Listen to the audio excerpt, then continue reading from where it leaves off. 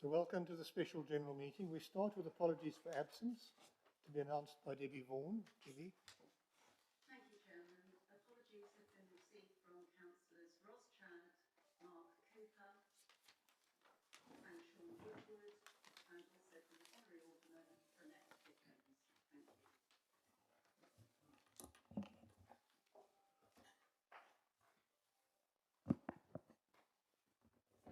Item 2 on the agenda, declarations of interest.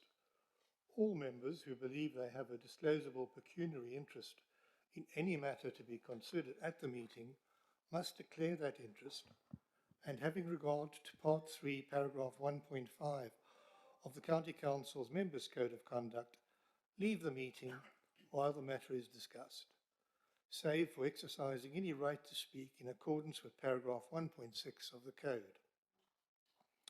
Furthermore, all members with a personal interest in a matter being considered at the meeting should consider, having regard to Part 5, Paragraph 4 of the Code, whether such interest should be declared.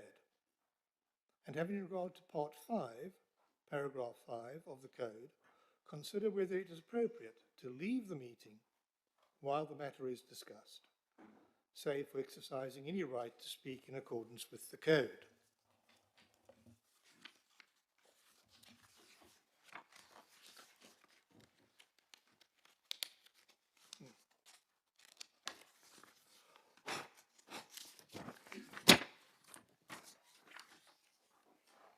Item 3, the minutes. We confirm the minutes of the special County Council meeting held on the 30th September 2021, which have been circulated. May I sign those minutes as an accurate record of that special meeting? Thank you. Item 4 is to consider the title of Honorary Alderman on former County Councillors Jane Frankham, welcome Jane, Andrew Gibson, welcome Andrew, and Anna McNair Scott, welcome Anna. And the leader will propose that, and so I will ask him now to move to this item. Thank you, Chairman. I have great pleasure in proposing conferring the title of Honorary Alderman on Jane Frankham, Andrew Gibson, and Anna McNair Scott. Jane served as a county councillor for 20 years between 2001 and this year for the Basingstoke North Division. She was the Labour spokesman for adult social care and children's services for a number of years, and she was also a member of the Regulatory Committee and served as Labour spokesman for much of her time on the council. For 16 years, from 2005, she represented the County Council on the Hampshire Fire and Rescue Authority and served on many committees during that time. Other outside bodies included the Basingstoke and North Hants NHS Foundation Trust and the trustee and chairman of the Hampshire Old Industrial and Reformatory Schools Trust.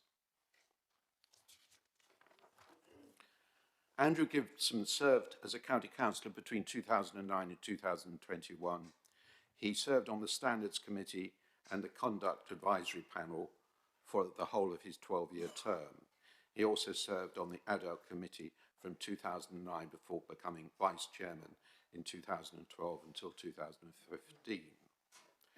Andrew was Assistant Executive Member to the Leader between 2013 and 2015 and joined the Cabinet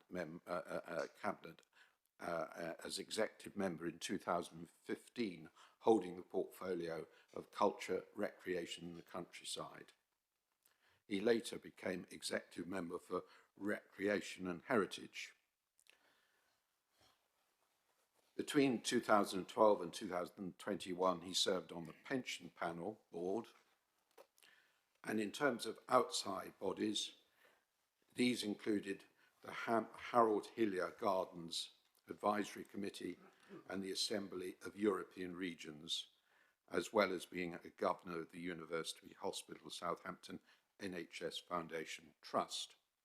And finally, Anna McNair Scott has been or was a county councillor for 20 years, from 2001 to 2021, representing the Candovers division until 2017, and then the revised boundary which added Oakley and Overton to her division.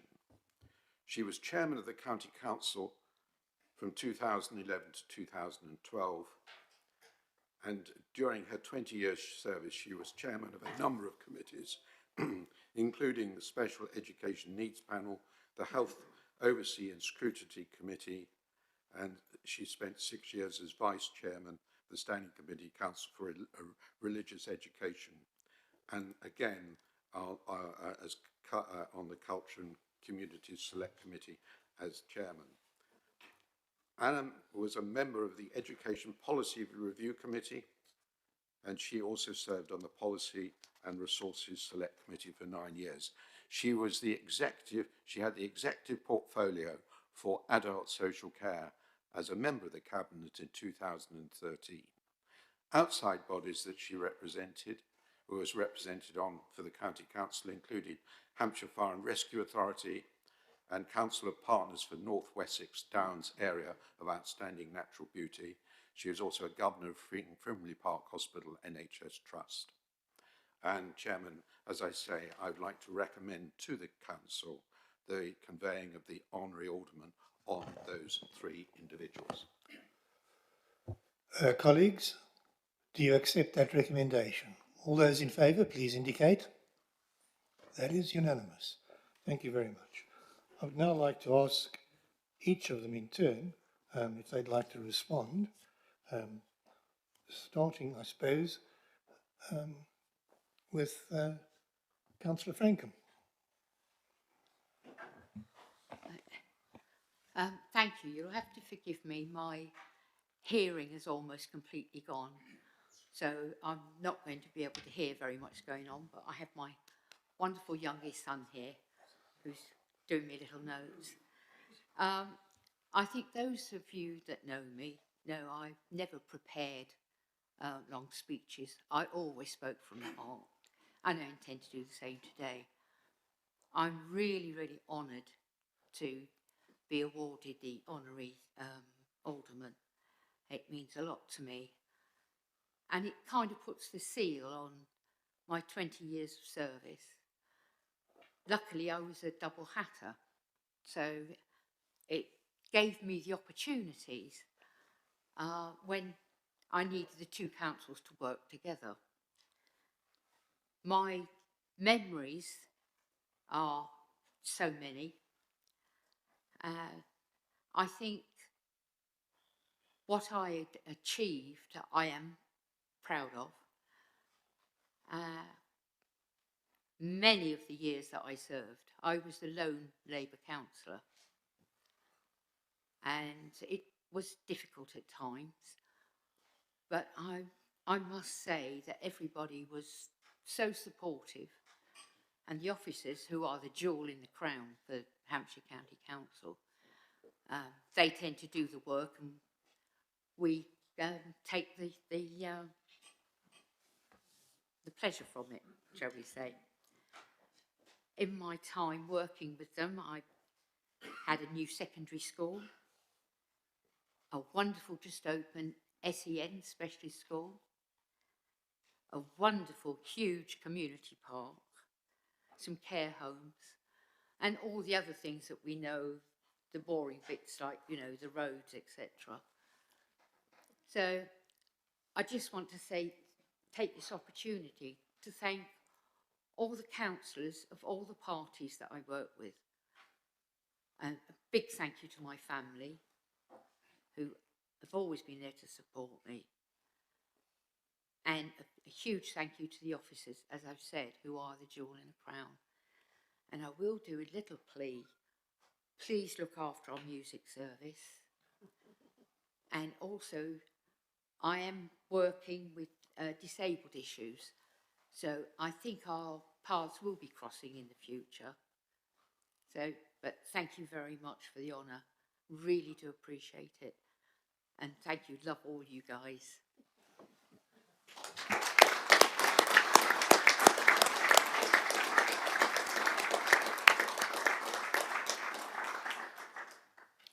Thank you, Honorary Alderman Jane Frankham. It was always a pleasure working with you, and I wish you well for the future. Next, we have Honorary Alderman Anna McNair Scott, if you'd like to say a few words. Thank you very much. It's chairman, yes, not the leader saying that. I'm deeply honoured to be getting this. I feel like Jane too, what she said about the officers of this county, how wonderful they've been to work for. And I have enjoyed it. Just one tiny point. In fact, it's only 19 years and 11 months because the election was delayed because of an outbreak of foot and mouth disease. And I also remember the Candover Valley. You couldn't drive there because it was completely flooded. So climate change was probably coming, but we weren't really aware of it. I think one of the most wonderful things about being a county councillor is getting to know this very beautiful county. And I'm very lucky I have a very beautiful division, and it gave me such pleasure. And when I was chairman, my husband, who's here, was High Sheriff, we got to know so many places that we wouldn't otherwise have done, and it's really lovely. And huge pleasure getting to know Winchester well, which is a beautiful city. So I hope you all enjoy it too, because I think it's wonderful. And I'm not sure, there's one thing I did. I called a decision in, an education decision, about closing a school which had special provision for deaf children. And we called it in, and I just made sure that deaf children's unit is still functioning. So it's rather nice to know that was a permanent response to calling in. And that's the only time I ever did it. So thank you very much indeed, Leader. And I feel deeply honoured. Thank you.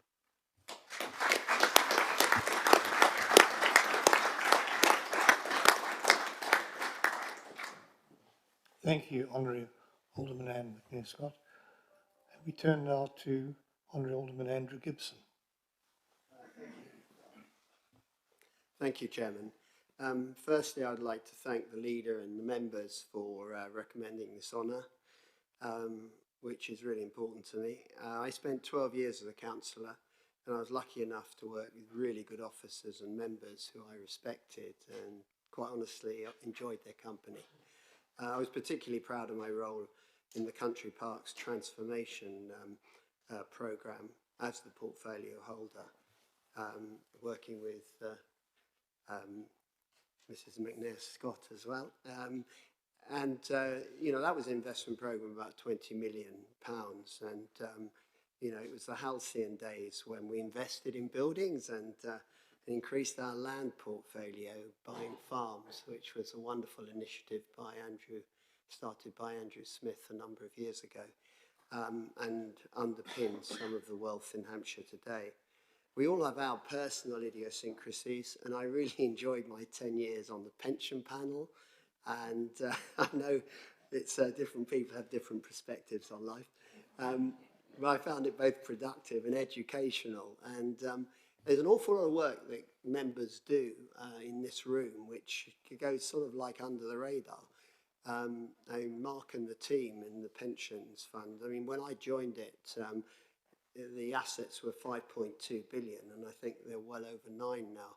So the amount of, I mean, that's a cross-party committee, but absolutely wonderful working with the guys. It was a delight. I see many friends in the hall, and I thank you all for your support and assistance over 12 years. I thank you all, and good luck to you all for the future. Thank you.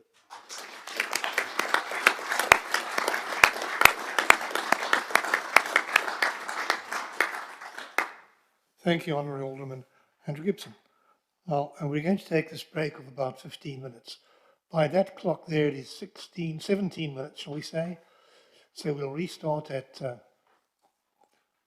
10:32. If you could be back in this room by 10:27, that would be great. Thanks very much. By that clock.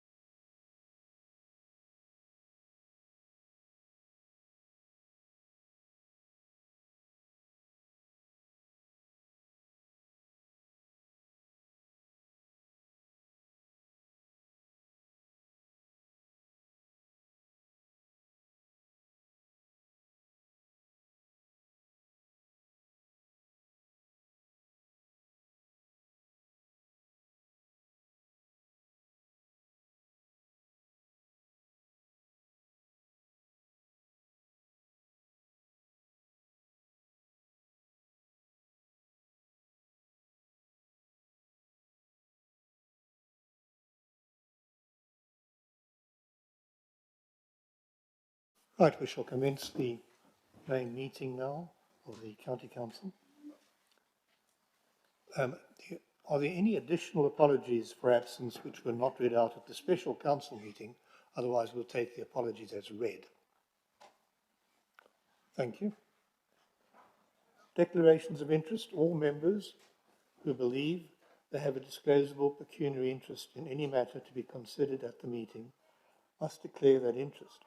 And having regard to Part 3, Paragraph 1.5 of the County Council's Members' Code of Conduct, leave the meeting while the matter is discussed, save for exercising any right to speak in accordance with Paragraph 1.6 of the Code. Furthermore, all members with a personal interest in a matter being considered at the meeting should consider, having regard to Part 5, Paragraph 4 of the Code, whether such interest should be declared, and having regard to Part 5, Paragraph 5 of the Code, consider whether it is appropriate to leave the meeting while the matter is discussed, save for exercising any right to speak in accordance with the Code. You may declare such interest at the time that we discuss the meeting, or now. We have one declaration. Yes, Chairman. I have to declare an interest in Good Neighbours because I'm Vice Chairman of EC Good Neighbours. So anything to do with Good Neighbours I will declare an interest in. Thank you, Councillor Irish. Any others? Thank you. I move on to item 3, the minutes of the previous meeting. To confirm the minutes of the meeting held on 30th September. The minutes are before you and are coming up on my screen now.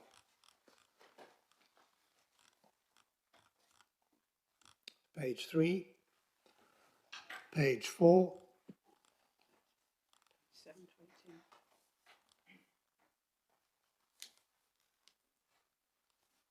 I think I have the wrong Yes, meeting. page 7 to 18. Okay. I'm sorry about that.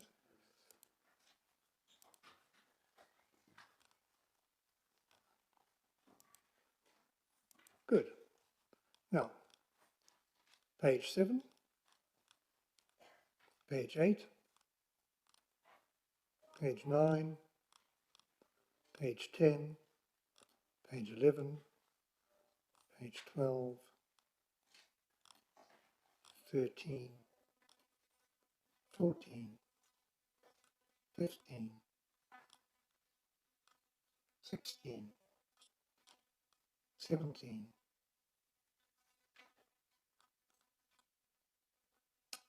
and the signature page is page 18. Now sign those minutes as a true record.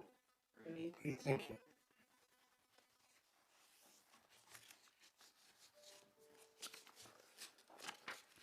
Item 4 is deputations. We have a deputy, Mrs. Teresa Skelton. And Ms. Skelton, you have 10 minutes to speak.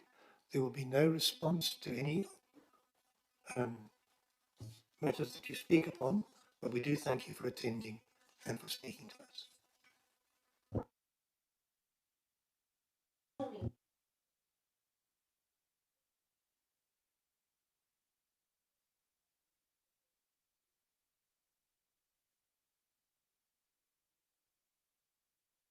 There's only me. It isn't as if there aren't members of the public with issues they might like to bring here. As some of you may know, I've myself stood as a candidate for Eastgate Division. In the course of campaigning, I spoke to voters who had such issues but felt that the County Council was a closed shop where they wouldn't be listened to and nothing would be done. Were they wrong? How inviting is it when, as happened to one lady, a member of the public submit questions about transparency in administering complaints to the public meeting of a council panel, entirely in conformity with the rules? She is then sent a banning letter from HCC Member Services saying she won't be allowed to attend. No ground is quoted other than a vague suggestion she might disrupt the meeting. She has no record of ever disrupting any meeting. This was the first of its kind she has ever attended. She requests an explanation but receives none.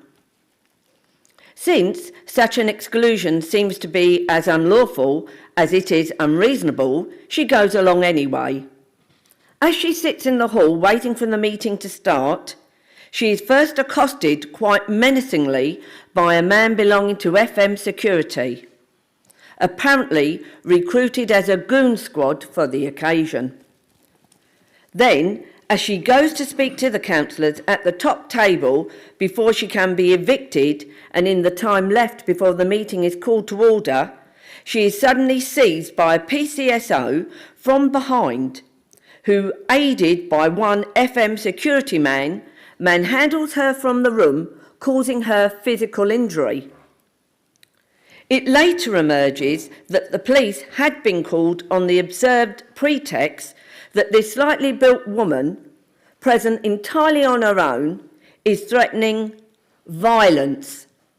At no time afterwards is this ever again alleged against her.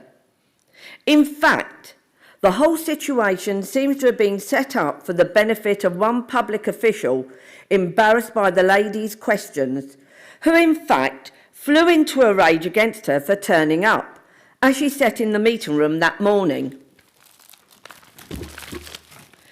This is a real event. It took place in January 2016 in Ashburton Hall. You would have thought that this would have been the end of the matter, but no. A whole year later, after no further contact between the lady and the panel concerned, Hampshire County Council took out an application for an ASBO against her. This ran to nothing in the civil division at the Winchester courts, after a sum in taxpayers' money estimated at not less than £70,000 had been wasted. An extreme case perhaps, but a telling one about attitudes, and one would certainly not wish for any repetition in response to legitimate challenges to the council from members of the paying public. Such should actually be welcomed and facilitated. Just recently, the appointment of a co-opted member to a council body was voted through with little or no debate by the councillors, making up most of its membership. Informed members of the public present at the meeting regarded this appointment as entirely unsuitable. They could only have challenged it by raising a deputation in time to meet the official deadline, but the published agenda did not even give the name of the person to be co-opted, and anyone wishing to challenge the co-option would have had to know this. They would also have had to know the exact deadline for this purpose, also not well flagged up. Because those with the facts about the individual concerned were effectively kept out of the loop in this way, we now have an accomplished fact, and the public interest has not been served. Such cases might not happen if official guidelines and procedures were properly highlighted for the benefit of the ordinary citizen, who, for many reasons, may not be fully up with them. As it is, we see them becoming an obstacle, a sort of devil in the detail, put in the way of meaningful public participation. It would be unfortunate if, as a result, people came away with a sense of being ambushed, so that, as apparently in this case, an unelected but eternally favoured candidate can step unopposed into an influential position. Be sincere in welcoming the public and their views. One other thing remains: when deputations are made, take an interest and follow them up. What I will do is send you this deputation in an email and include a link to a documentary I made. Part C of this is most relevant to the deputation I have made today. Thank you all very much. Thank you. Yeah, thank you. Thank you, Mr. Skelton. If you'd like to observe the rest of the council meeting, you can do so from the Mitchell room where it's been publicly broadcast and where members of the public are. Thank you.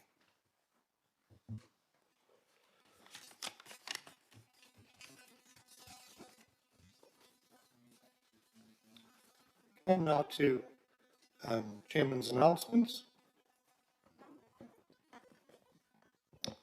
I'm delighted that there have been a number of awards to staff and departments of the County Council since we last met, and I intend going through them with you now. First of all, I'm delighted to announce that all 5 of our country parks have been recognised as being among the best in the world, with each being awarded a green flag for 2021. Now, the green flag is an international quality mark that rewards good management of parks and green spaces, and Leap, Staunton, River Handle, Royal Victoria and Queen Elizabeth country parks have all gained green flag status. Staunton and Royal Victoria have also scooped the Green Heritage accreditation for the management of these sites' unique historic features. In celebration of this year's announcement, the historic chapel at Royal Victoria Country Park was lit up in green on the 14th of October as part of the Green Flag's national light-up of monuments and landmarks. I'm sure you'd all like to thank all the staff and volunteers who have worked tirelessly, particularly over the last 18 months, and to congratulate them on this achievement. The Hampshire Record Office has become the new base for Hampshire's Genealogical Society. This partnership will see HGS volunteers based at the Record Office to support any research into family history. I shall avoid the place. I'm pleased to announce, because I'm not too sure about my family history, but I do recommend it. I'm pleased to announce that one of the County Council's most recently completed new primary schools, Stoneham Park Primary Academy in Eastleigh, has won a Regional Local Authority Building Control Excellence Award. These awards are given across the country by the national body representing public sector organisations who are committed to building safety and protection for our local communities. Stoneham Park Primary Academy Eastleigh, designed by our property services team, has been selected as a regional winner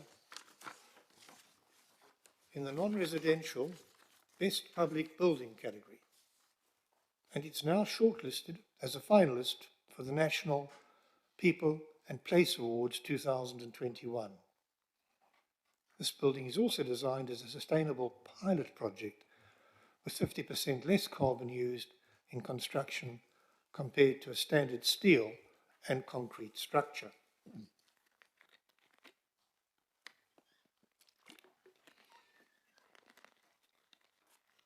Malmesbury Lawn Care Home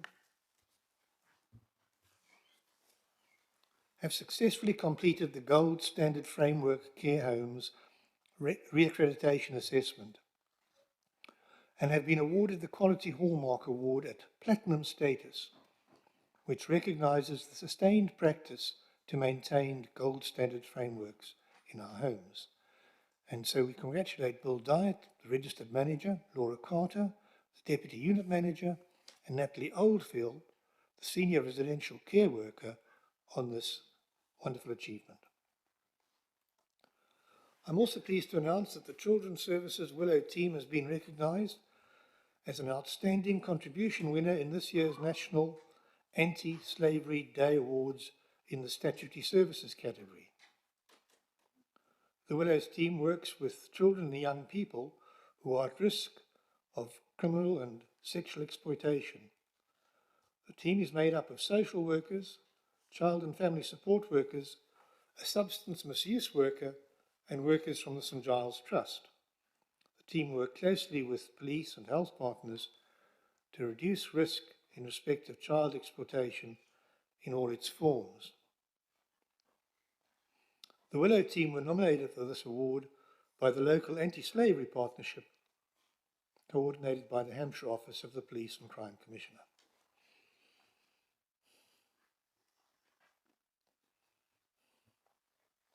I'm delighted to announce that Hampshire County Council's Highways team has won a prestigious International Green Apple Environment Award for the new Highways Materials Recycling Facility at Mitcheldever, which became operational earlier this year. The Green Apple organisation was established in 1994 as an international, independent, not-for-profit and non-political environmental group dedicated to recognising, rewarding and promoting innovative environmental best practice from around the world. The award is due to be presented at the Houses of Parliament later this month. Highways officers have worked closely and collaboratively with Milestone Infrastructure and also OCL, a renowned specialist in materials recycling, to develop this new facility, which is already processing large quantities of excavated road material for reuse across the Hampshire network, resulting in significant carbon savings and reduced reliance on freshly quarried aggregate products.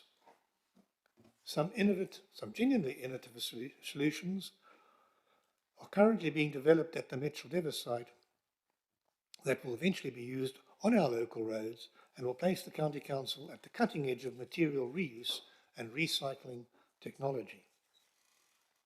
It will help to address a number of key issues for the County Council in respect of climate change, carbon reduction and sustainability. Representing you over the last month or so, I have been pleased to attend the 25-year-long service celebrations on the 14th and 20th of October. There were so many, we had to split it into two groups, and also, of course, we had some people from last year who, when we didn't have such a representation. The Lord Lieutenant of Hampshire presided over the Serfco Awards on the 19th of October, which I attended again on your behalf. The MBE presentation on the 26th of October was held in Searles House by the Lord Lieutenant, and I was pleased to be there as well. Finally, a couple of days ago, I attended the Sparsholt College Group. We have a long connection with Sparsholt as a county council. It was their University Centre graduation ceremony with presentations again and accompanied by the Lord Lieutenant.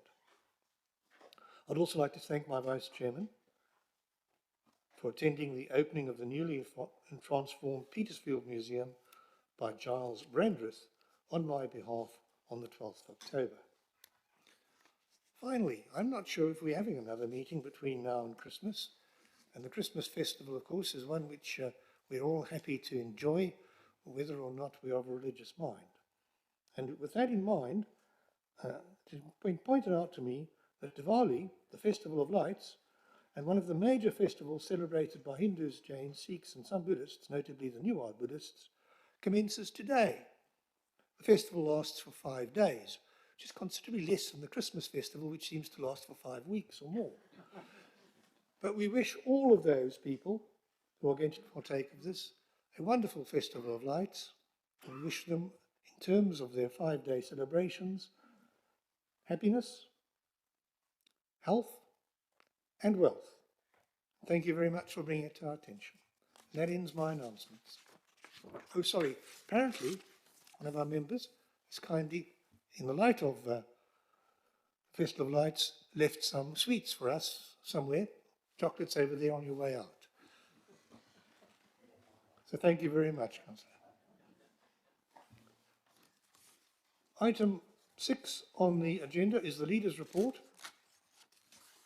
And so I'd ask the Leader of the Council now to bring such matters as he wishes before the Council. Thank you. Chairman, thank you. And Chairman and Council, I just would like to also thank you for the tribute you paid to David Ennis. He's been a friend, or was a friend, for 40 years of mine. We were on the same selection course for unadopted candidates way back in 1981. And although I didn't agree with him on everything he believed in, as he didn't agree with everything I believed in, the fact is he was a tremendous Member of Parliament. And I think it is a sad sign of the times that these sorts of things are going on. I don't know whether it's linked to social media or what, but certainly from my time in Parliament, I never experienced the sorts of things that MPs experience today.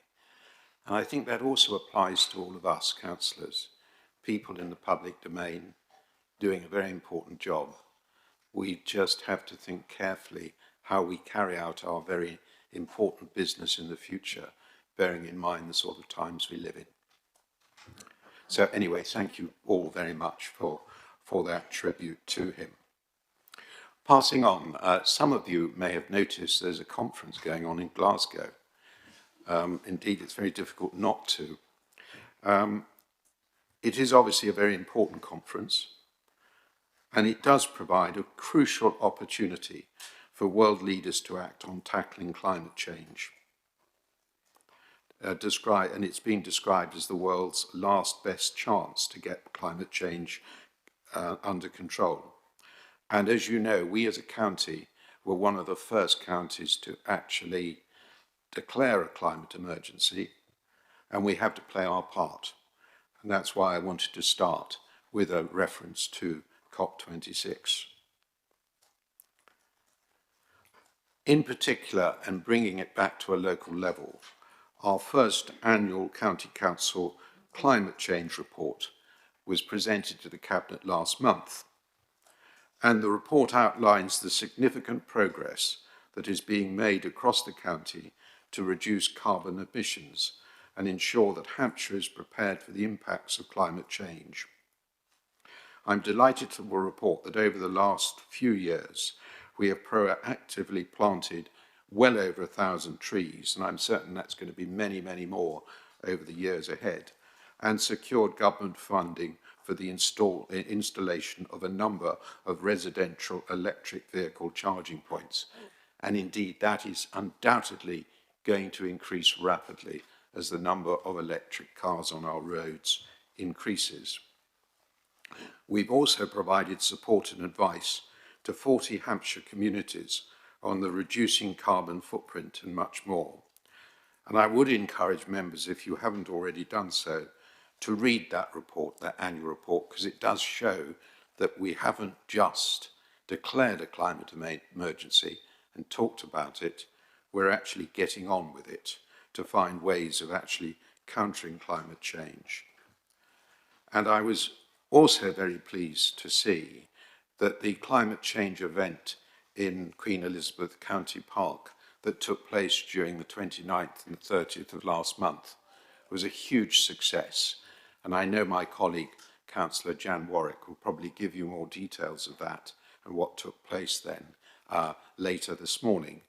And before I finish, I would just like to add one other matter associated with climate change, and that is that I will be bringing to the next Cabinet proposals to ensure the continuation of permanent recurring funding to resource the current climate change team that we have in ETE. This is in order that we can ensure that we continue with the excellent progress we've made to date, and we will have an experienced resource to put in bids and support other organisations across Hampshire to also bid for government funding. And in that context, I'm pleased to say that I have already had a response from one district council who wants to work very closely with us in partnership to counter climate change. And this proposal that I will be bringing to Cabinet will free up £500,000 from the Climate Change Fund that can then help pump prime further initiatives across the County Council.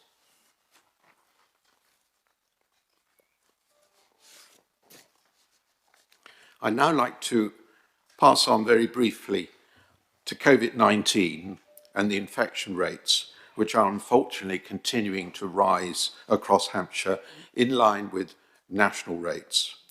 However, unlike this time last year, we now have a safe and effective national vaccination programme, which is our best weapon against COVID-19 this winter. I would like to take this opportunity to urge all residents to take up their booster COVID-19 vaccinations as soon as they're offered, as well as their annual flu jab, to boost viral immunity across both viruses. In addition, it's incredibly important that we continue to encourage our children and grandchildren between the ages of 12 and 15 to take up their COVID-19 vaccination. And on the subject of children generally, it's important that we continue to protect and care for our vulnerable children, and that remains a very large priority of the County Council. And in this connection, I'm pleased to report that the Connect for Communities programme, which is led by the County Council in collaboration with community partners, successfully ensured that around 40,000 children from eligible families across the county received food vouchers over the October half-term. The money which was received from the Department for Work and Pensions means that we were able to again support households in need with essential costs, including food, energy and water bills. And I'm also pleased to report that we will again facilitate the Holiday Activity and Food Programme, which is funded by the Department of Education. This programme of schemes that offers healthy food and activities to children who are eligible for free school meals has successfully run, which was successfully run throughout the Easter and summer holidays, and there will now be spaces available to eligible children during the Christmas holidays. More than 100,000 Hampshire children benefited from free school places during the summer, and I'd like to urge all eligible parents and carers to ensure that their children are signed up to free school meals if they qualify, so that they can access this enriching scheme. Let me move on and discuss briefly the county deal. I'm pleased to report that the proposed Pan-Hampshire County Deal proposal continues to spark interest in government and indeed across the county. We recognise the importance of a full and meaningful engagement with our partners, including our districts and borough councils and neighbouring unitaries. We are therefore amplifying conversations with all leaders and chief executives to ensure we can work with them to develop the plans and documentation while still maintaining the momentum we have already demonstrated to the government. The County Council takes the lead on this once-in-a-generation opportunity for change, and by working hand in hand with our partners, we will be able to deliver better outcomes for our residents across our whole area. And that is the purpose. It's all about levelling up where there is a need rather than geography, and it's about delegating authority from the centre rather than reorganising local government. Moving on to the budget, last week's budget, the Chancellor's spending review provided some optimism, and I'm particularly welcome the return to a multi-year financial plan.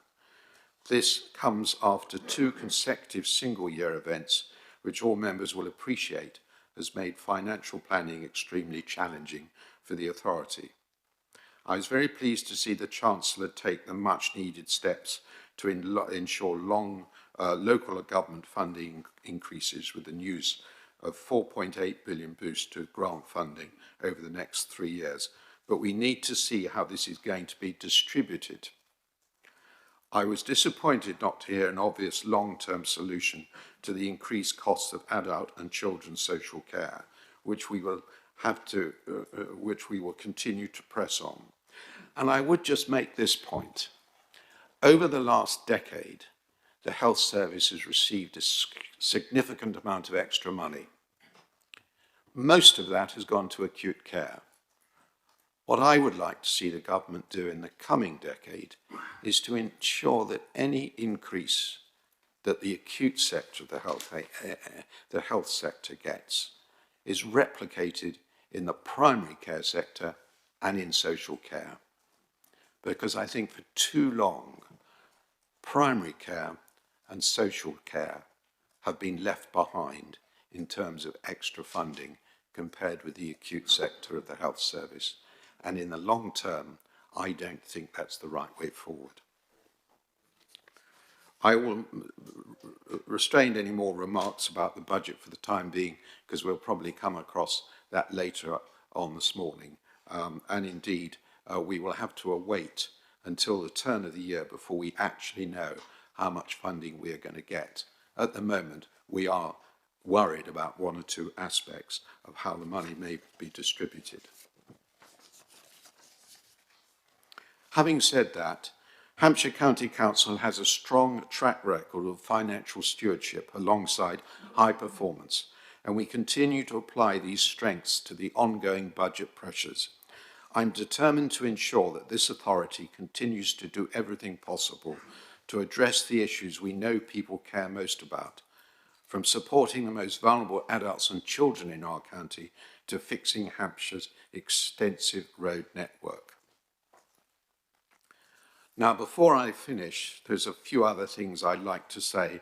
I'd like to add my own wish regarding the celebration of Diwali this year. A very happy one, I hope.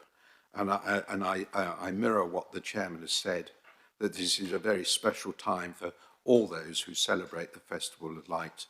And I hope, and I'm very glad that after the restrictions of last year, hopefully it will be a full celebration this year, bearing in mind that all our facilities this autumn must take into account the fact that we still have COVID lingering around. Although I really do hope that this winter will be to see it finally put to rest. Finally, before I close, I would just like to say two further things.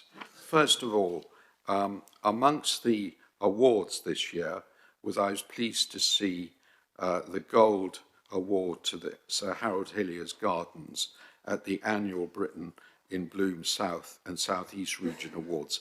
I'm a bit worried about actually saying that myself, as I understand, or I was made to believe, as is the case, when I took over as leader, that I'm the sole trustee of Sir Hillier's Gardens.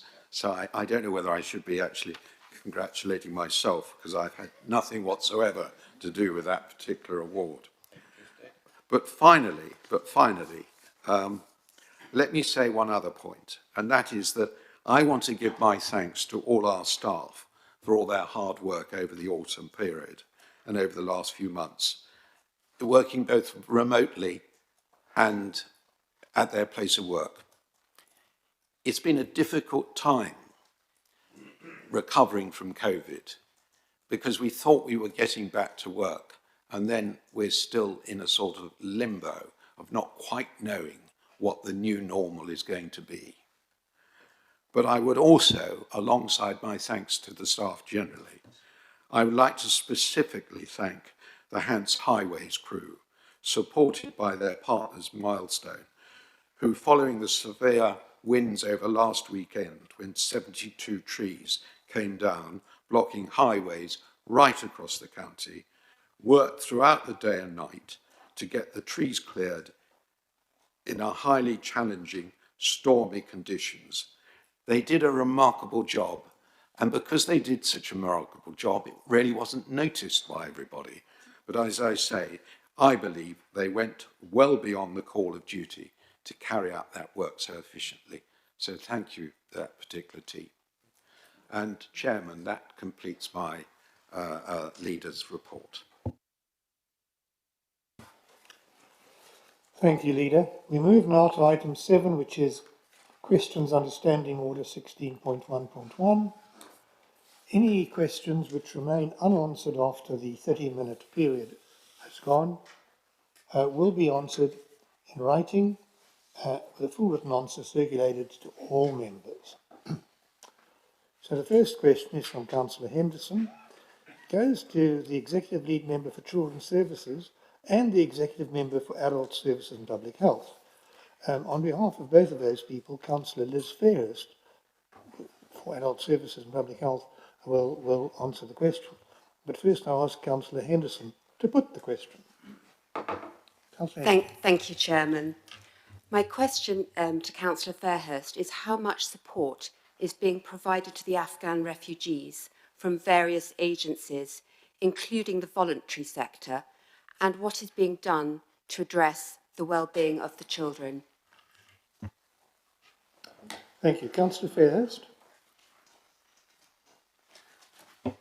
Thank you, Chairman, and thank you, Councillor Henderson, for your question. The County Council is supporting the resettlement of Afghan families through two primary routes: temporary accommodation, known as bridging hotels, and longer-term housing and resettlement work. Hampshire County Council are working with the district and borough councils, the voluntary sector organisations, including the British Red Cross and Two Saints and Community First, Health Services, Department of Work and Pensions, and the Home Office across both of these support routes. Approximately 37 families, comprising 154 individuals, some 90 of whom are children under the age of 5, are currently in 3 bridging hotels. Some 10 families have already been settled into permanent accommodation in Hampshire. 9 more families are due to move into accommodation in the next couple of weeks, and a further 10 properties have been offered to the Home Office to match families to. Throughout all the work being undertaken, the emotional, physical and psychological well-being of evacuees of all ages has been paramount through a comprehensive package of resettlement, healthcare and practical support, with a particular focus on children and our young people. Within the hotel accommodation, there is ongoing on-site and off-site education provision for all school-aged children, on-site early years support, support in engaging play spaces in the hotel, health visiting services, and English language lessons through Children's Services Post-16 and Adult Learning Network. For those families entering settled accommodation, support is being provided around school places, support for school and providing spaces, as well as a range of appropriate tailored support packages for each child and family. Just as an aside, I don't know if any of you have ever stayed in a hotel with young children and how they go stir crazy. It's not much fun, and half term we took a lot of the Afghan children down to Calshot for the day, and it was very interesting. For many of them, it was the first time they'd seen the sea, and they had a lovely day out. And I'm really very grateful to all the work of all the agencies and partners involved in looking after them. Thank you. Councillor Henderson, do you have a supplementary question? Thank you, Chairman. Thank you, Councillor Fairhurst. I'd just like to say that I met with a refugee recently who said it was a wonderful welcome he received and it was going to be a wonderful place to live and raise his family. So long may it continue that we see this positive welcoming, and thank you for your response. Thank you. Councillor Hugh Lumby, would you like to put your question now to the Executive Member for Highways Operations, who is Councillor Russ Lochminer? Councillor Lumby. Thank you, Chair. What steps is the Executive Member taking to help address the issue of antisocial motorbike noise and speeding on the county's roads? Councillor Lochminer.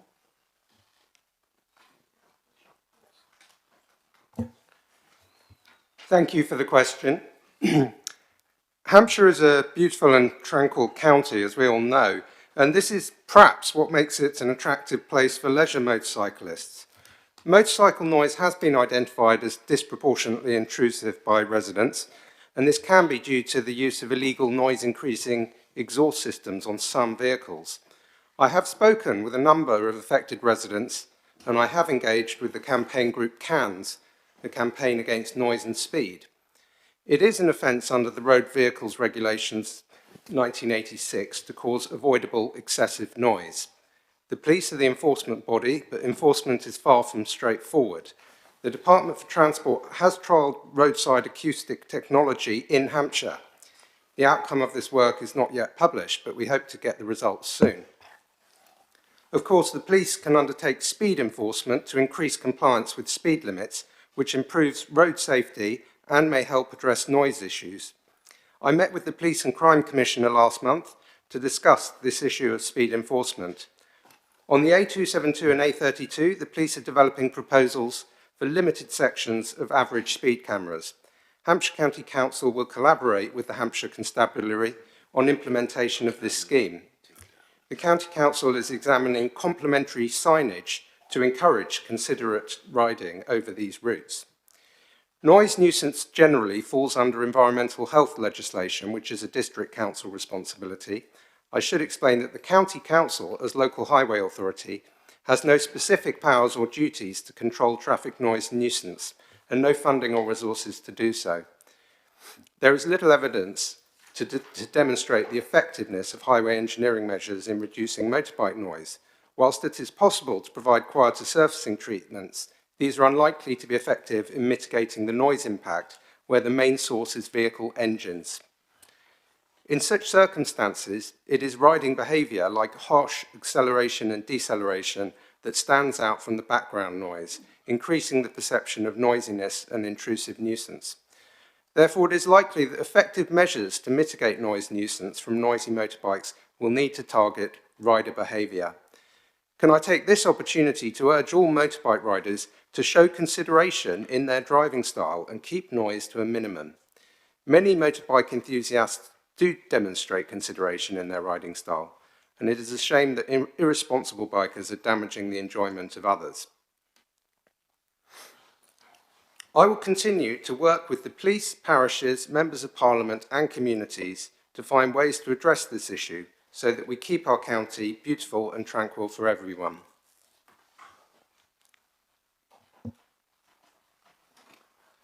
Thank you, Councillor Oppenheimer. Councillor Lambie, do you have a supplementary question? Thank you, Chair, and yes, I do, and thank you to the Executive Member for his helpful and informative reply. My supplemental question is this. Not only are these antisocial leisure motorcyclists causing a massive nuisance to local residents, they're also creating carbon emissions through their modified exhaust pipes. This, of course, contributes to global warming. What can be done about this? Thank you. Thank you. I certainly think we all need to look at how we can play our part in reducing carbon emissions, and I hope that bikers are reflecting on that too. I'll just take this opportunity to point out that electric motorbikes are available on the market right now. These have the benefit of being low carbon and low noise. So it could be a very good solution for the entire community, and I would encourage motorcyclists to consider an electric motorbike for their next vehicle. It's lost us a few votes. Yeah.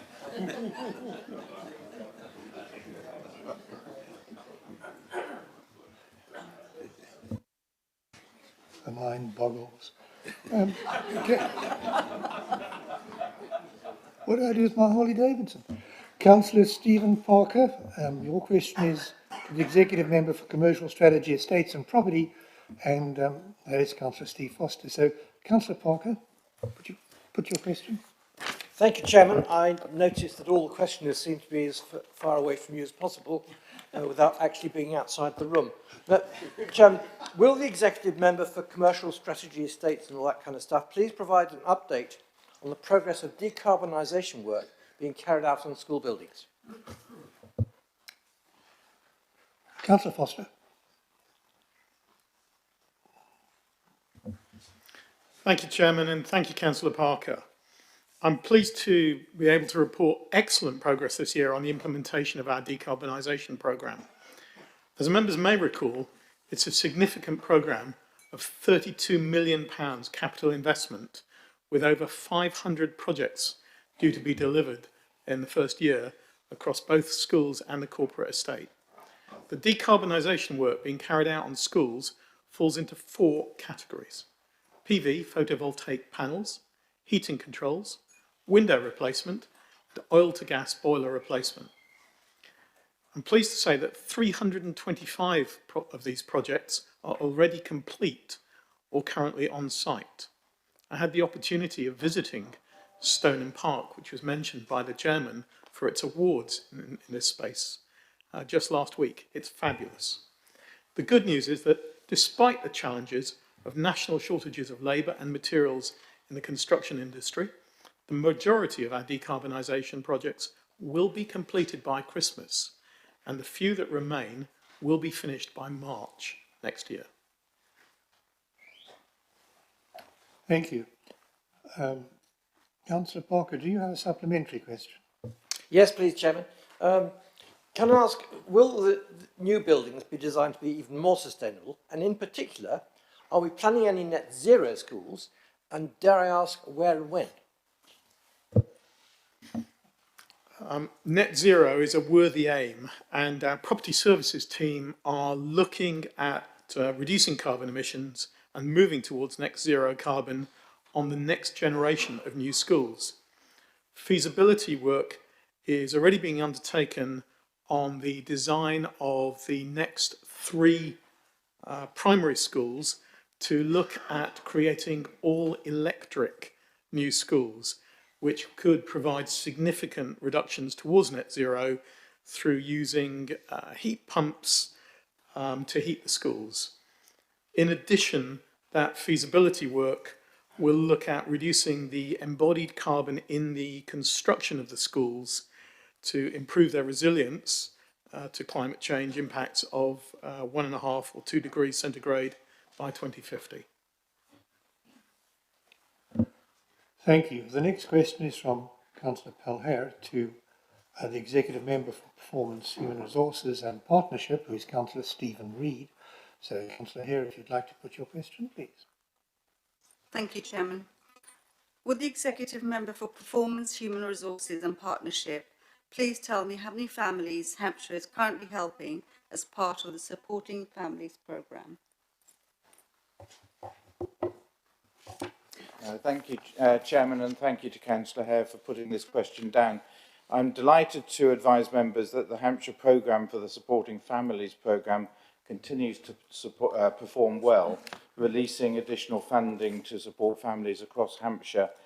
This is an area where we actually get paid on results, so that's why I put that point in. For the first 6 months of this financial year, 925 new families have been certified and identified as eligible for support under the programme. All 925 families eligible are offered support through a lead professional in the Early Help Partnership. In addition to these 925 families, if a family previously known to the programme once more experiences problems, these families will reopen to the programme to receive the help that they need. And if I can just add a little, there was an announcement in the budget on the 27th of October of new money coming available, and we don't yet know exactly how much we're going to get. But it does look as if we'll have the opportunity to expand the programme from the 925 at the moment. I am asking the officers if they can try to monetise the benefits that accrue to society, not just to the families, of this programme. Because if there are lower calls on social services, on police, if there's more people in work and contributing to society, those are benefits which are to the benefit of everybody in the community. So I'm looking to get that figure because I'd like us all to have in our minds that for every pound spent in this area, a multiple of that pound is accrued in benefits to the community. Thank you. Thank you. Councillor Hare, do you have a supplementary question? Thank you, Chair. Yes, I do. Thank you very much for the very comprehensive and interesting answer. Would you possibly facilitate a members' briefing on this matter, please? Chairman, I think that's an excellent idea, so I'll talk with the officers with a view to having a session so that all members can get deeper into this subject. Thank you.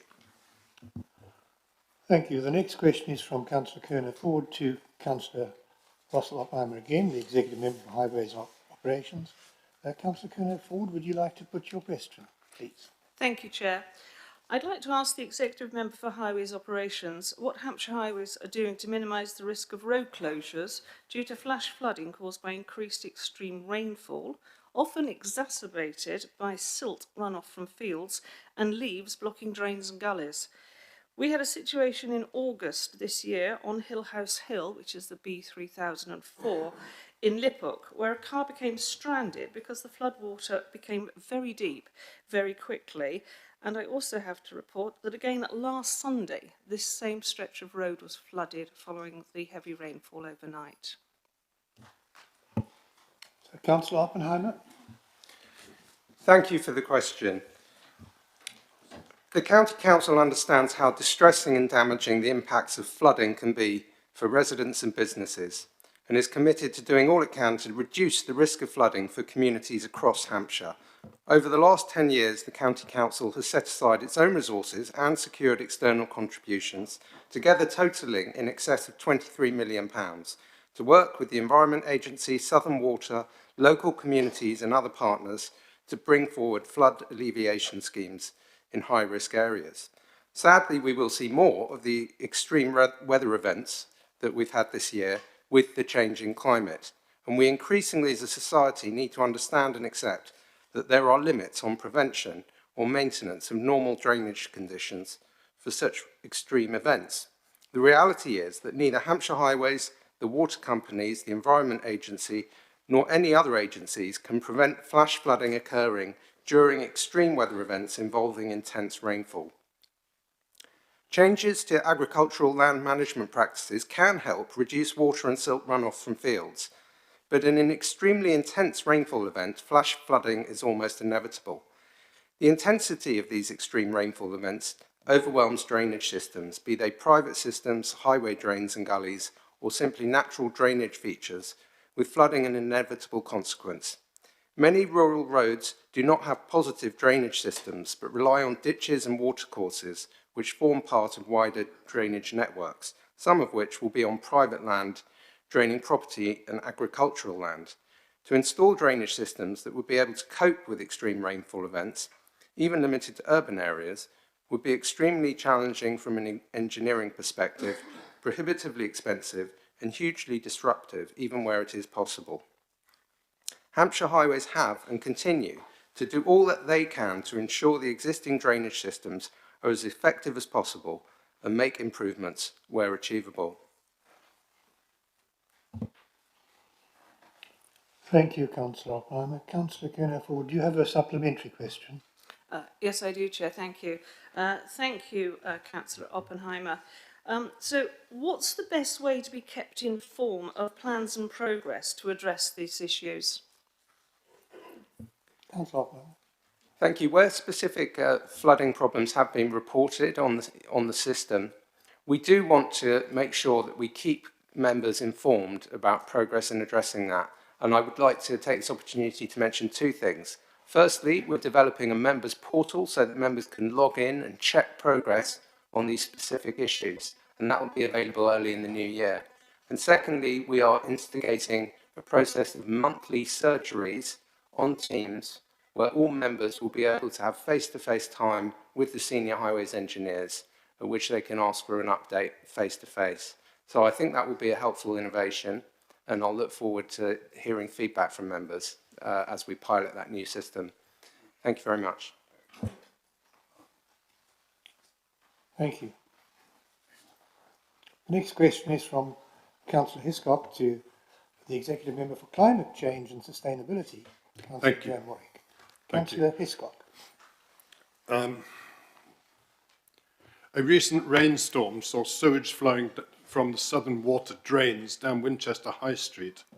How many other sewage flooding incidents has the county had reported in the last 12 months on the highways and elsewhere? And what is the plan to stop these incidents reoccurring? Thank you. Councillor Warwick. Yes, thank you so much, Chairman, and thank you, Councillor Hiscock, for your important question. Responsibility for the public sewers and drains and the safe transportation and storage of wastewater rests with the regional water and wastewater sewage service companies. The relevant companies in Hampshire are Thames, Wessex and Southern Water. And incidents of sewage flooding should and have been reported to them for further investigation, as you know. Annual records for pollution incidents within each region are maintained by the water companies online, and pollution incidents affecting our watercourses, rivers and coastal areas should be reported directly to the Environment Agency. In the last 12 months, as you asked, the County Council has received in the region of 150 inquiries concerning flooding or other issues understood to be related to the sewer system and management of wastewater in particular.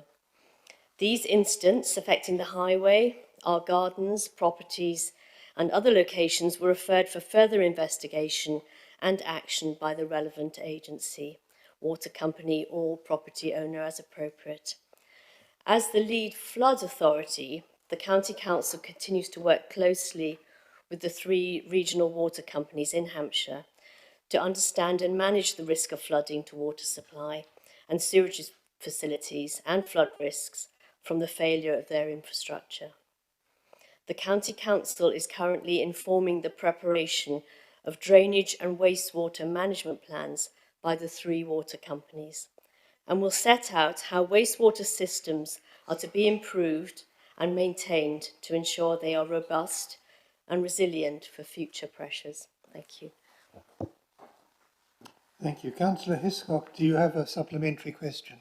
Just a short one, if I may. Thank you.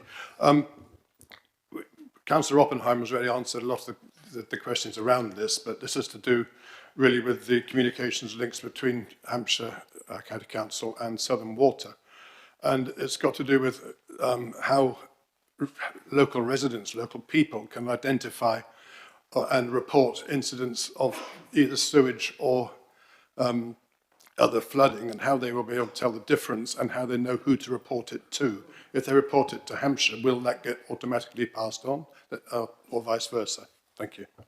Yeah, thank you, Councillor Hiscock. That's a really important question, and actually it's quite difficult for residents to sometimes find their way through the maze of where and who to report to. So Stuart Jarvis is nodding at me and saying, yes, so anyone reports to Hampshire will get passed on to Southern Water or the relevant sewage company. What I would say is we have representation on the 3 regional flood committees, whether that's Southern would be the main one for Hampshire, but also for Thames and Wessex. And Southern Water, or the appropriate water authority, sits with us, with Hampshire and the Environment Agency on those 3 committees. And we have just pushed up the precept recently because it's really important, something that Councillor Oppenheim has just touched on. For every £1 spent on flood mitigation, it realises an £8 benefit to the economy, and that's a really important figure. So I just wanted to share that with you. Thank you. Thank you. The next question from Councillor Drew to the Executive Lead Member for Economy, Transport and Environment, who is Councillor Rob Hamby. So Councillor Drew, if you could put your question now, please. Yes, thank you, Chairman. Question 7 on the order paper. It's to the Executive Member for Transport and the Environment. May I confess that I'm a rider of a motorcycle that currently uses the infernal combustion engine, but I hope it's not too noisy. But there's hope in my question. Thank you. Could you actually read the question, please? There's hope in my question, Chairman. What is Hampshire County Council doing to enlarge the number and capacity of electric vehicle charging points right across the county? Thank you. Councillor Hamby. Chairman, thank you, and thank you for Councillor Drew for his question. In Hampshire in August 2021, there were approximately 10,000 EVs and 725 EV charge points accessible to the public, of which 100 were rapid chargers, that's 43 kilowatts plus. This compares closely with the national and regional provision, but shows that Hampshire has a higher number of rapid charge points relative to its population.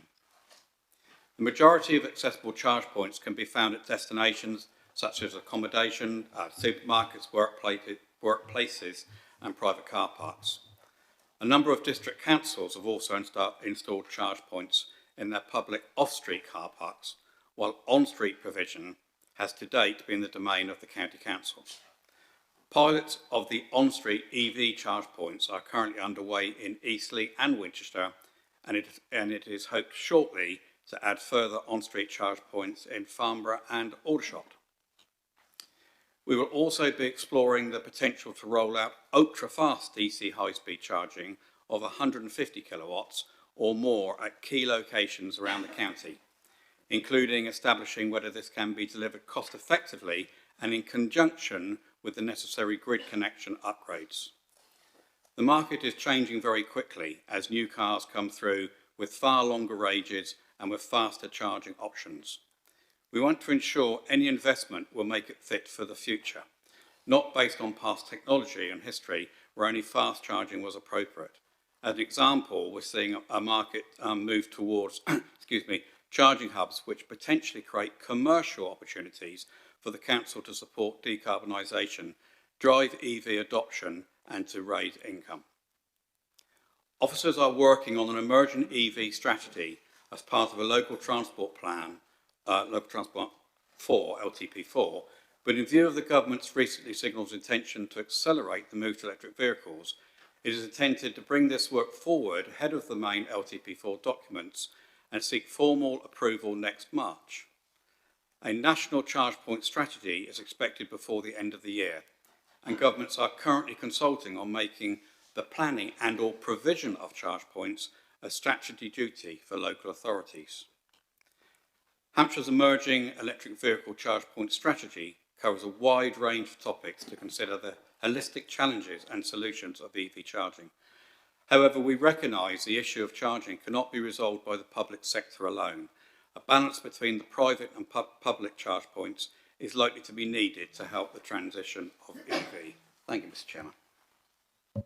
Thank you. Councillor Drew, do you have a supplementary question? Yes, I do. Thank you very much indeed, Chairman. And thank you for the answer. That positively covers off the environmental issues with regard to greening. If I may, Chairman, and ask the executive member about consideration for the environment with regard to safety, and to consider whether 20-mile-an-hour speed limits, where communities want them, should be encouraged. My view, and is it his view, that it would be good for pedestrians, cyclists, thereby encourage more active travel. We do not need speeches, we just want questions. And the point about supplementary questions is to clarify anything in the previous answer which wasn't clear. I'm very firm that we're not going to have speeches. Thank you for your clarification. So could we have the answer to the question about road safety? Mr. Chairman, thank you. And thank Councillor Drew for that. And it is very timely from that point of view. I've recently been discussing with my colleagues in ETE, Cabinet members, Councillor Warwick, Councillor Oppenheimer, on this very issue about the potential for a review. And that is because the way things are evolving over the last year or so in terms of travel patterns, and also concerning not only the safety, but from the environmental reasons sat behind that. I've been working also with the Director, Stuart Jarvis, and asking him if he can help us address some of these issues where circumstances have changed. Some, yourself, Councillor Drew, might not know that previously we'd looked at a 5-year review on 20 miles an hour, but think perhaps now the time is right to look at a review in terms of 20 miles an hour because of those significant changes that we're all going through at the moment. The world is changing. So what I am proposing to do, and I've had a brief conversation with my colleagues also about this, is to speak to the Select Committee Chairman, Councillor Philpott, about potentially looking at taking a review to his committee to see if they can contribute towards that work. I mean, there's a wide subject to cover here. I'd also like to know and understand what other authorities are doing as well. So we need to gather that information. So I will perhaps be speaking to, I'm not actually looking at him now, but I'm sure he's making a lot of notes as to whether he can undertake that review to his Select Committee. Thank you, Councillor Philpott. And that potentially take it through a task and finish group as well. So I'm really pleased to be able to sort of mention that, and you've asked that question. It was very timely. Thank you very much. Thank you. Councillor Bowen, we've just got time. I think we've got half a minute left. To Councillor Warwick relating to climate change. Your question, Councillor Harriman, where are you? Thank you, Chairman. My question to Councillor Warwick. It's really good to see the climate at the County Council's first annual report for climate change strategy. Regarding how 2022 is the year of resilience, what does this mean? And how can we raise the profile of this and make our residents of all ages aware and engage with it. Thank you, Councillor Baumann, for your very relevant question, given the past couple of questions on flooding. A Year of Resilience will ensure that we highlight the importance of building resilience into the climate change impacts while continuing to take action to reduce our carbon emissions. Climate impacts have already been felt by our residents, for example, through flooding, heat waves, extreme weather events, including freezing temperatures, droughts, intense rainfall and high winds, as we saw this past weekend. The Year of Resilience will seek to develop projects and initiatives that help improve residents' awareness of what they can do in their own homes and communities to adapt to these impacts. Examples of adaptations include property-level flood protection and insulation, better water efficiency and heat shading, using natural solutions like tree planting for shade and water take-up, more permeable surfaces in planning on driveways and to reduce runoff. Importantly, there will also be a focus on the mental and physical health impacts of climate change, which will form part of the work we will be doing in our community projects to support greater resilience. Behaviour change and communications campaigns will also be developed to support the focus on resilience and will be targeted to different parts of the Hampshire community. Our first community event takes place next Tuesday afternoon, and that's being headed up by the Flood Resilience team under Simon Cramp. Thank you so much, Councillor Baumann. Councillor Baumann, do you have a supplementary question? Thank you, Chairman. One further supplementary, please, if I may, Councillor Warwick. Are there any plans to work with the local districts as well? Any initiatives that could be rolled out as well? Yeah, I think it's early days because we've just made the announcement of the 2022, but definitely, partnership working is absolutely key to everything we do with climate change and resilience, and the districts and boroughs are really key components of that. So thank you. Thank you. We move on now to the next item on the agenda, but all those people whose questions we're not at time for, because we took a bit longer over some of the answers and some of the supplementaries, will be given answers in writing, and that will be circulated to all members. So we move on then to part 1, matters for decision. Item 8, appointments. There are no appointments on this occasion. So I move on to item 9, the appointment of independent persons, and this will be introduced by Councillor Mark Kemp-Gee, Chairman of the Conduct Advisory Panel, and so I ask Councillor Kemp-Gee to move this item. Councillor Kemp-Gee. Thank you, Chairman. I'm very pleased to present the report of the Conduct Advisory Panel, confirm and ask for the recommendation to be approved, and pleased to answer any questions. Thank you, Chairman. Any questions? Any debate? Can I put the recommendation to you then that we agree the appointment of these independent persons for the County Council? Please indicate. Thank you. I take that as approval of the recommendation.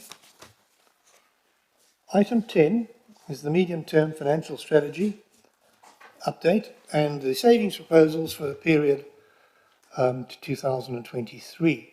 This is on pages 21 to 880 of your agenda papers. It will be introduced by the leader, Councillor Manns, and the recommendations will be moved and shared with Councillor Steve Foster. The order of speaking and the order of the debate is shown on the bottom of the agenda, and you will notice that we have allowed more time for the speakers. Although this is not a budget meeting, we do believe that this item is sufficiently important, as in previous years, to allow additional time to the main speakers. That does not mean that the other speakers, such as ordinary members, get any more time, but you can see that we have allowed as much as 15 minutes And in fact, I intend being fairly liberal with the time for all the leaders of all the groups to make sure that the points are properly made. This is a very important strategy. So I start this particular item then with Councillor Keith Mans, and he will move over to Councillor Steve Foster at his leisure. Thank you, Chairman. Yes, as you said, my time allocation will be shared with my colleague, Councillor Steve Foster, as has been the occasion over the last few years when it comes to both the budget items and the financial strategy. As we've done in the past, this is a 2-year financial strategy. It's served us well in the past, and it's the one we're going to follow in the future. A lot of other councils have annual strategies, and the problem with that is you're not quite certain when you produce it exactly what's going to happen at the end of the year in terms of the settlements from the centre.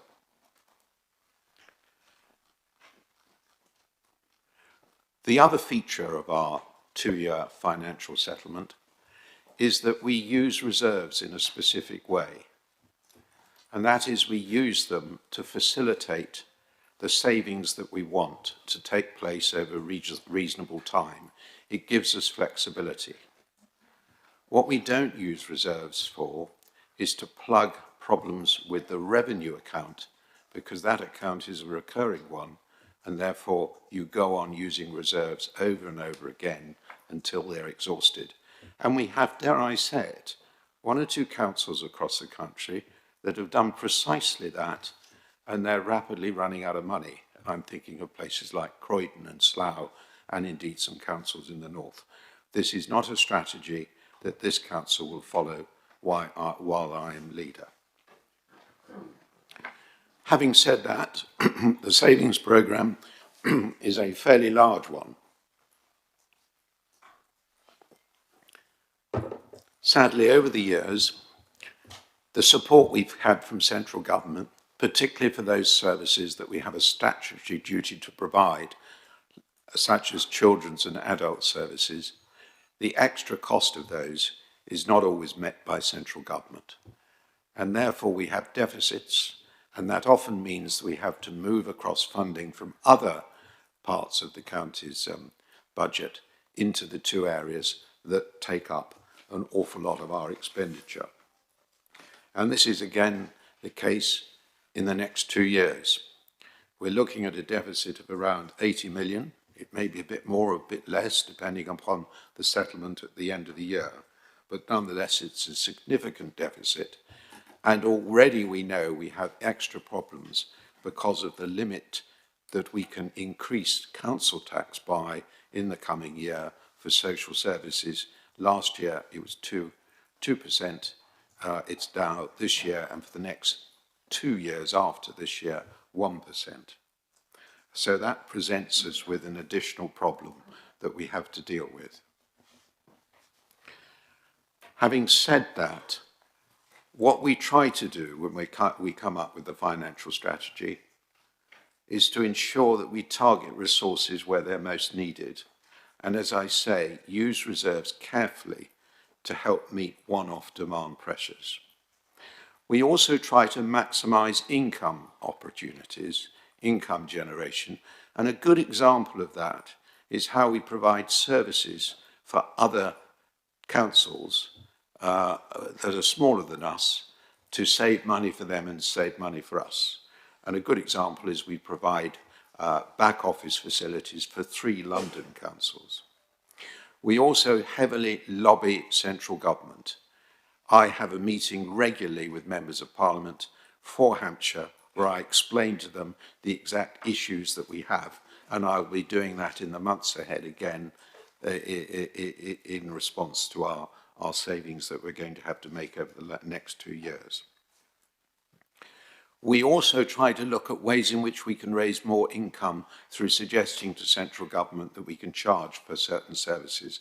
And finally, when we refer to the county deal, one of the reasons for a county deal is so that we have more flexibility to use the resources that we have or are given to us by central government to meet the needs of local because we believe in many cases we can do it rather better than the money being provided directly from the centre. So those are the backgrounds to this particular savings programme. Similar to previous ones, we've gone out already for a general consultancy exercise with the public. There will be further ones later down the road when it looks at individual items that we're looking to change. So on that note, Chair, I will hand over this particular part of the debate to my colleague, Councillor Forster.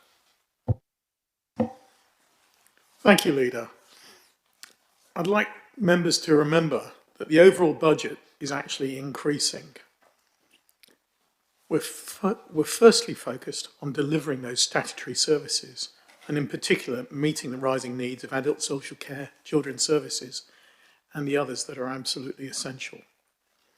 We're therefore looking further at investing where we can achieve improvements, for instance through the use of technology, as well as new approaches to working.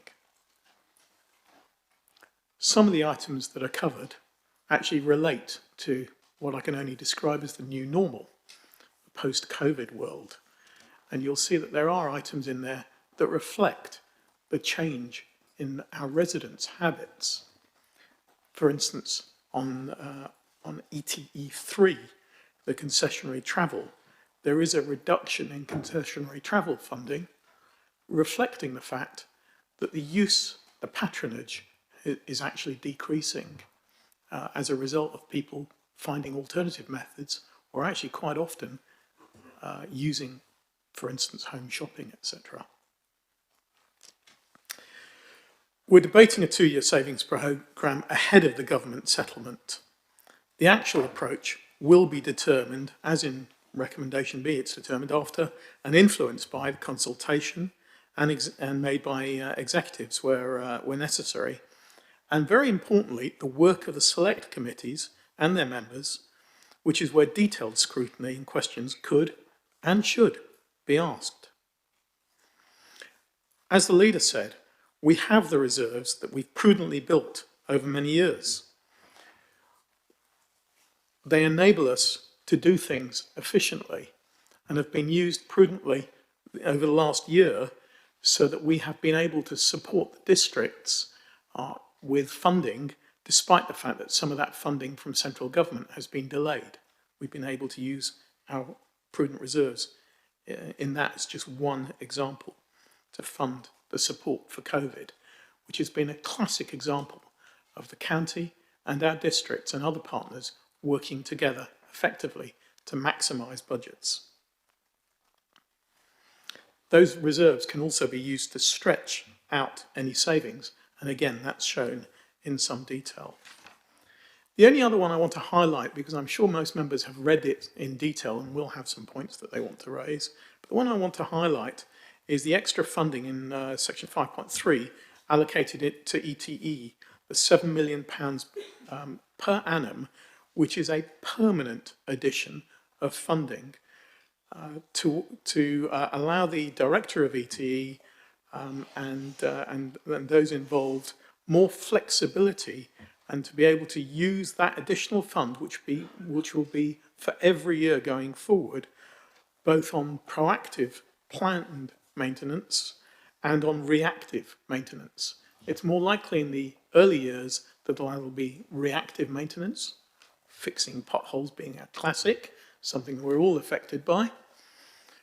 But as time moves on and our roads do improve, as we're already seeing from the use of the new technology and the dragon patches, it enables that to move to proactive maintenance. So I hope that gives a summary. From my view, I fully support those recommendations and I would urge all members to do so, subject to the fact that it will go to scrutiny and for further consultation. Thank you.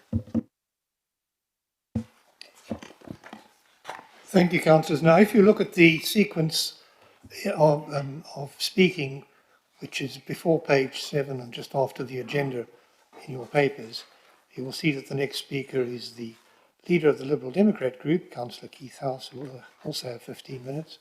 But before that, and not to confuse with debate, before that, You may ask questions relating to any item of the leader or of Councillor Foster. But these are questions not to be amplified such that you end up making a speech, because we can do that during the debate. So are there any questions which you wish to raise at this stage relating to the items that we've spoken of so far? Right, if there are no questions, we can then move on to Councillor Keith House. Councillor House. Thank you very much, Chairman. I thought I was being set up there with a whole series of planned, staged questions that would take us through to lunchtime in the way that the earlier question section was clearly very well choreographed, and I give the choreographer an award, whoever was the choreographer of the question session. Chairman, this is the questions if you want to. this is Chairman. This is the sixth time we've been through this process since austerity. It's the same conversation as 2 years ago, as 4 years ago, 6 years ago, all the way back to 2011. I sense that maybe time travel does exist. I'm not quite sure which iteration of Doctor Who is our leader, but time travel does, it seems, exist. Maybe it's more like Groundhog Day, you know, where you repeat an endless loop and we fail to break out of the cycle, never learning from history, that if you get something wrong, you don't have to keep getting it wrong. And the problem is the same too. Hampshire's Tory MPs have failed to protect public services. And so the result is the same. There's no strategy beyond yet more cuts to those same vital public services. And inevitably, there's nothing new here to suggest that anything else but more of the same in 2 years' time. Perhaps by then, after the debacle of last night, under a fourth Tory Prime Minister, after this one gets bored to return to making money, but blindly followed, no doubt, by Hampshire's MPs, and then, sadly, Hampshire's Tory councillors. The leader says he heavily lobbies all of these ministers. Well, I'm sure he does, but there's precious sign of any result of that lobbying getting anywhere, because Hampshire's Tory MPs listen to the Prime Minister, not to our own Doctor Who. Chairman, this council is in trouble. We know that. The graph of doom, outlined to all councillors by our senior staff, says this strategy of less real income and more demand for statutory services, grinding forward every single year, inevitably leads to all discretionary services ending at some point in the future. A relentless cycle of cuts, simply pushing down the road those savings you plan to make this year, but pull back from under pressure, such as ending funding for school crossing patrols, further closures to household waste recycling centres and libraries, yet more cuts to public health. Let me just repeat that one, Chairman. More cuts to public health. There's £8 million of spending this council wanted to cut in addition to public health by rebadging other existing spending services, but they couldn't because public health has some ring-fence funding. But they have already managed to rebadge millions of pounds of services from public health. I wonder, have we learned nothing from the pandemic about protecting health to save lives and not just saving the NHS? It really does beggar belief to be cutting public health. It's a long-term investment in our people's future. So from the Liberal Democrat benches, we wouldn't do it like this. But we recognise that you are doing it like this, Chairman, and nothing that we can do or say today will change that simply because you have the numbers. But you don't have to be too proud to be prepared to think again at some point, even if it's not today. Just as we hear this morning that the government is now rowing back from the sleaze of last night's vote in the House of Commons, which was a disgrace to democracy as we see rampant corruption running through this government. Well, what would we do? And there is an amendment coming at the end of this, Chairman, but not quite yet. Firstly, we would keep going with genuine efficiencies, and there are some here, and we applaud those. Now, Councillor Fairhurst suggested to me at Cabinet that we want to keep funding vulnerable people institutions, and that's not what the administration wants to do. Well, I reassure Councillor Fairhurst, that's absolutely not what we want to do. If we can keep people in their own homes and find ways of making community support for them work, that's exactly what we want to do. And we certainly want to get better outcomes for vulnerable children and adults in the community and save money at the same time if we can, and that's a win-win for all. But where other services can change, preferably through improvements, that's then got to be good. It's not unreasonable in an organisation of the scale of this council to make 1.5%, 2% efficiency savings every year. And the task isn't really £40 million a year, because as the figures we were given by Mr. Carr demonstrated in the budget briefing, it's actually about £25 million a year we have to save after government grants and additional funding coming in. So on a budget of £1.7 billion, finding £25 million of genuine efficiencies and additional income, and I stress that and additional income, shouldn't be impossible. But of course, that's not the whole story here in Hampshire, where we still have wide-ranging reductions to public services being brought forward to us today. The council has already killed off most support for young people and families by axing children's centres and ending youth services. It's gradually doing the same to arts and culture, ending what has historically been superb services that don't just contribute to community life and their enjoyment, but add colour to life too, and improve mental health and well-being. We wend our way back to public health quite quickly in these conversations. We see bus services in a downward spiral, where cuts lead to lower patronage, which results in subsidies for each trip rising, which results in further cuts. It's an endless cycle of doom. And we're even seeing reducing budgets for demand-led services, such as concessionary travel, where demand has gone down due to the pandemic, so we're storing up trouble for when demand rises again, when people have more confidence to get out. That, of course, assumes there are any bus services left for them to use. So some of the proposals here, there are others such as reducing funding for youth offending team funding. I seem to recall young people were locked down too, like the rest of us, that will almost certainly come back in the future as missed savings targets, or more likely a failure to support young people in need. Secondly, we really must take our commercial strategy seriously. We've been saying that year after year after year. It's good the message is beginning to get through, and with a clear lead in Cabinet now in this area. But why has it taken 12 years since the start of austerity to really seriously start thinking about income? How many services could have been protected if this council had got its act together sooner?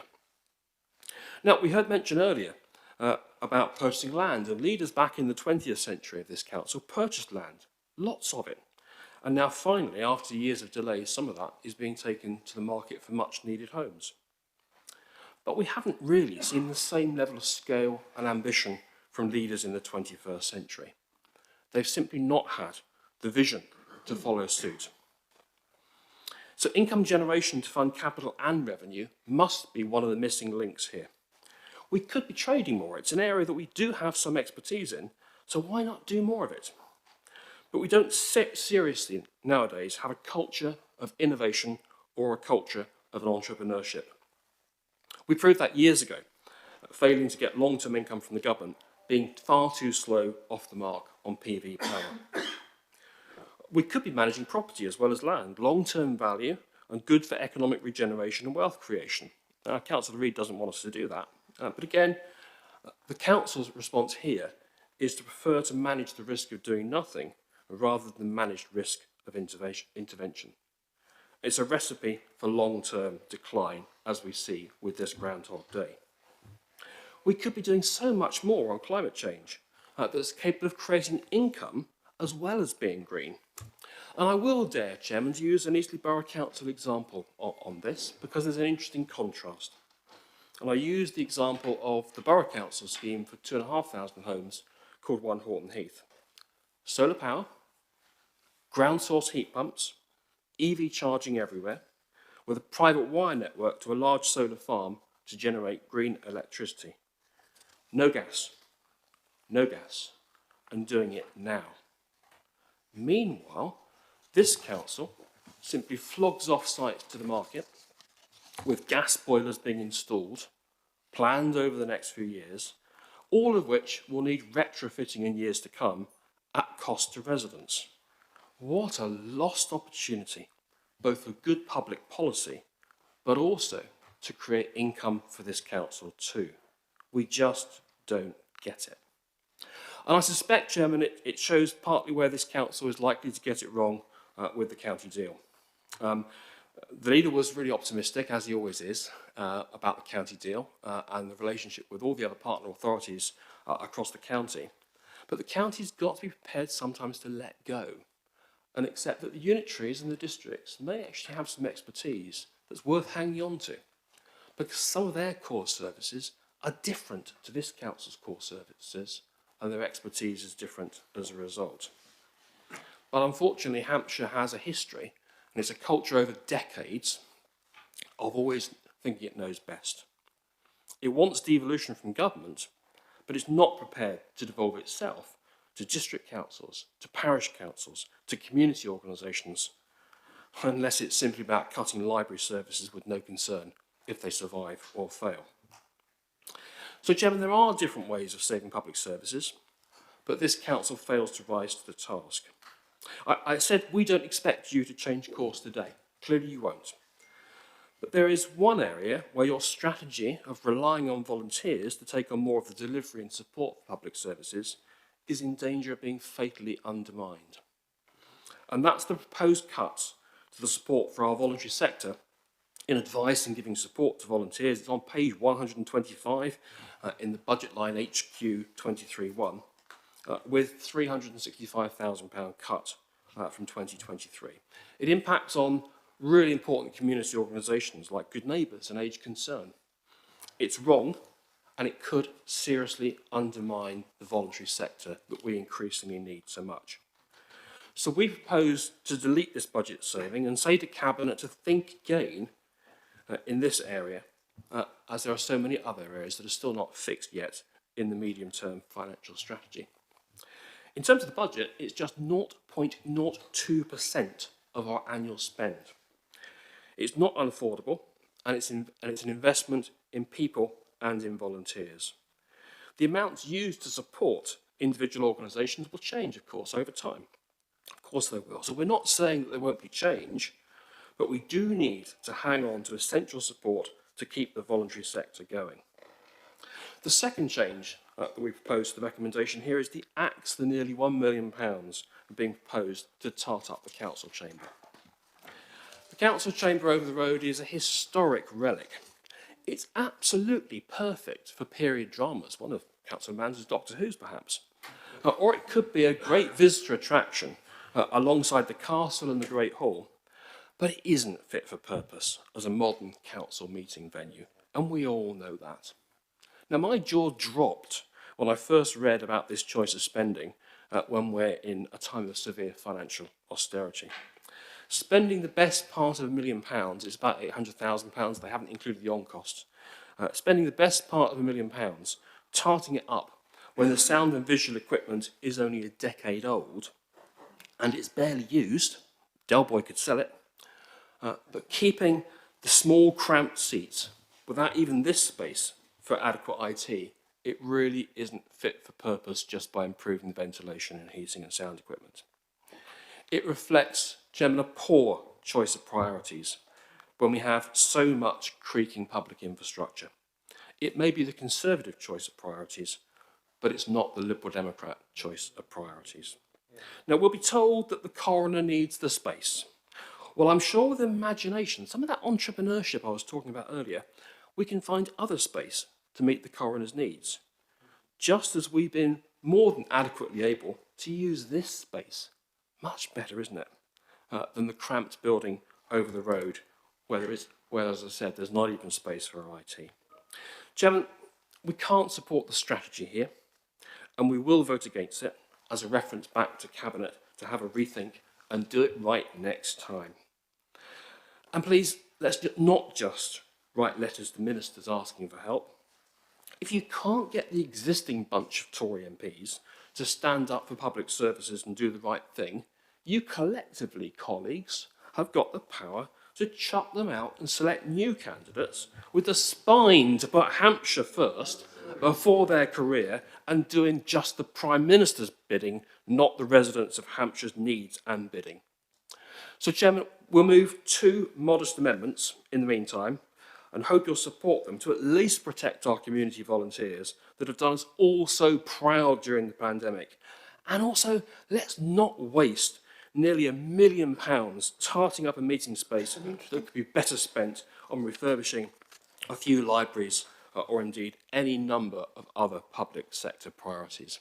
Chairman, the amendment's coming round to delete budget reduction HU 23.1 for £365,000 and to delete recommendation F on tarting up the council chamber, moved by myself and seconded by Councillor Adrian Collett, and I believe there are papers coming round. Chairman, I so move and hope colleagues will support sensible, modest adjustments to put some of this project back on the right track. Thank you.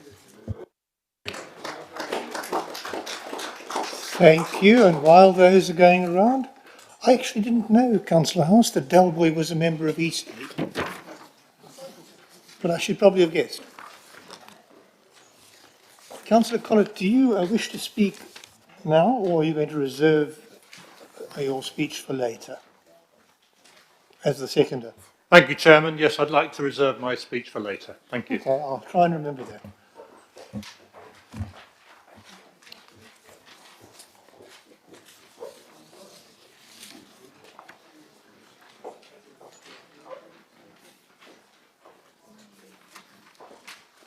Right, well, we do not at this stage debate the amendment, although we shall do before we debate the original recommendation, because we still have to hear from the leader of the Labour group and also the leader of the Independent group, and of course they may wish to give us amendments, and we take the last amendment first and work our way backwards. So therefore we won't be debating this amendment just yet.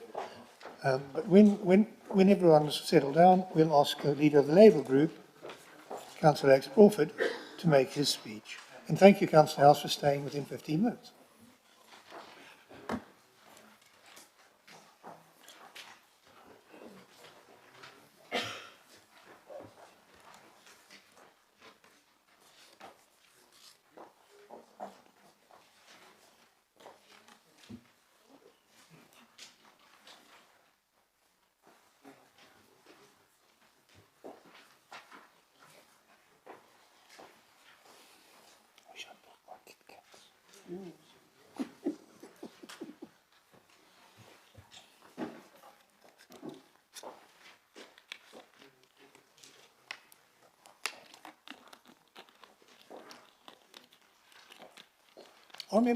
Are members comfortable with the temperature in the room?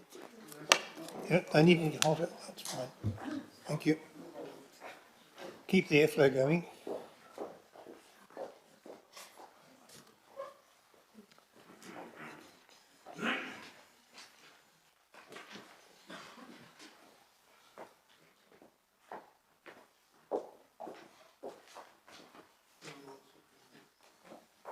All done.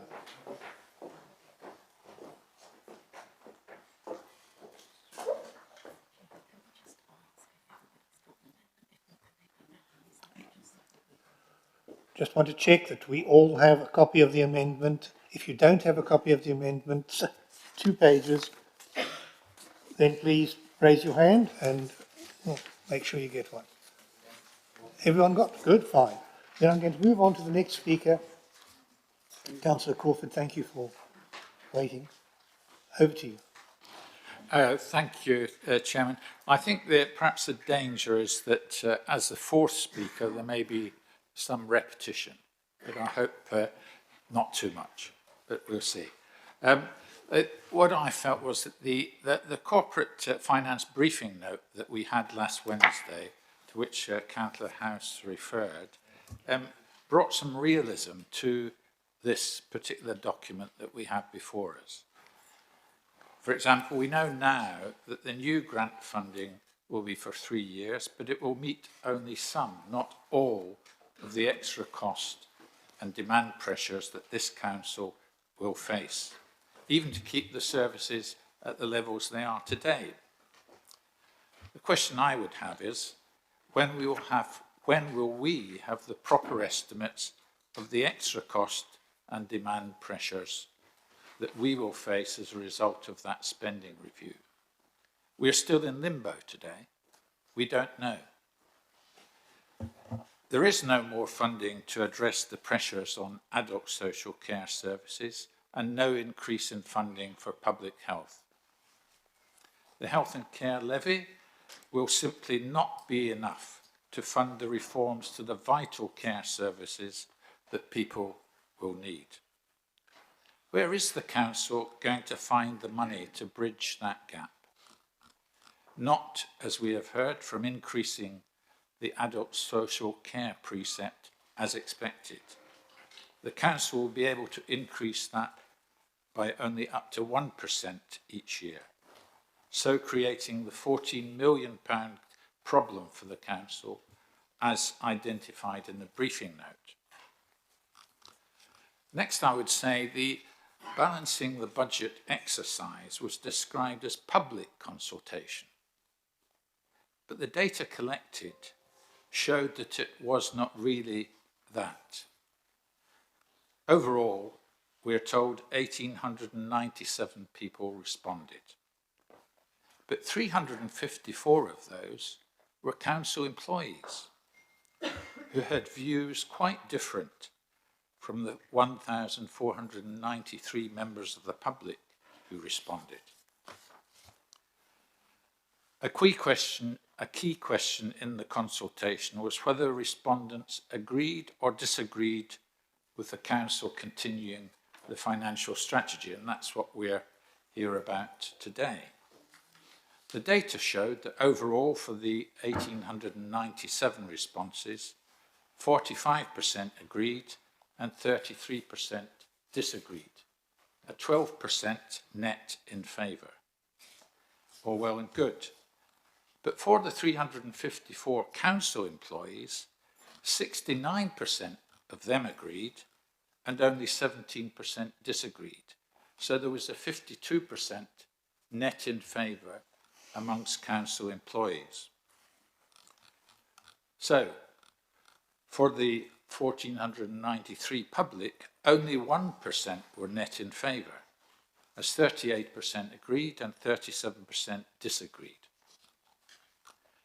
This meant that the inclusion of the 354 council employees in what was a public consultation very significantly shifted the balance in favour of the council continuing its financial strategy. There were other biases in the data also, in terms of ethnicity, household income, and property band of the respondents. Together, these biases undermined confidence that this exercise truly represented the views of Hampshire residents. But apart from the problem of bias, is it any surprise that the number of responses fell so dramatically this year compared to previous years? The process was complex, starting with the 43-page information pack. That must have put many people off. Also, the council said they were willing to consider other proposals for savings, but they highlighted that previous rounds had given savings of £560 million since 2008, so that most people would assume that their responses would make no difference at all to the outcome this year. So today, an additional recommendation is that we're invited to consider further the opportunities around the devolution of financial powers in response to the government's county deal and levelling up agenda. At first sight, this seems an attractive proposition, as the leader has outlined. The prospect of an extra £1 billion in funding and devolved powers. But we may suspect that the extra responsibilities will come with no guarantees of the necessary extra funding in the future? How likely is it that this government will offer these guarantees? For the past 12 years, we have seen only austerity and government demanding more from councils, such as Hampshire, for less funding. Another drawback of the balancing the budget exercise was that it was too centralised, so the council had difficulty in getting people to respond. By contrast, to obtain the views of residents in Aldershot North Division, which I represent, I used SurveyMonkey to ask them 3 simple questions. Which Hampshire County Council services do you use and how do you rate them? How would increasing charges or cuts in services affect you? Local authorities such as Hampshire County Council face a funding gap of 7.8 billion in what they need to fund services. How should Hampshire County Council raise funds to maintain services?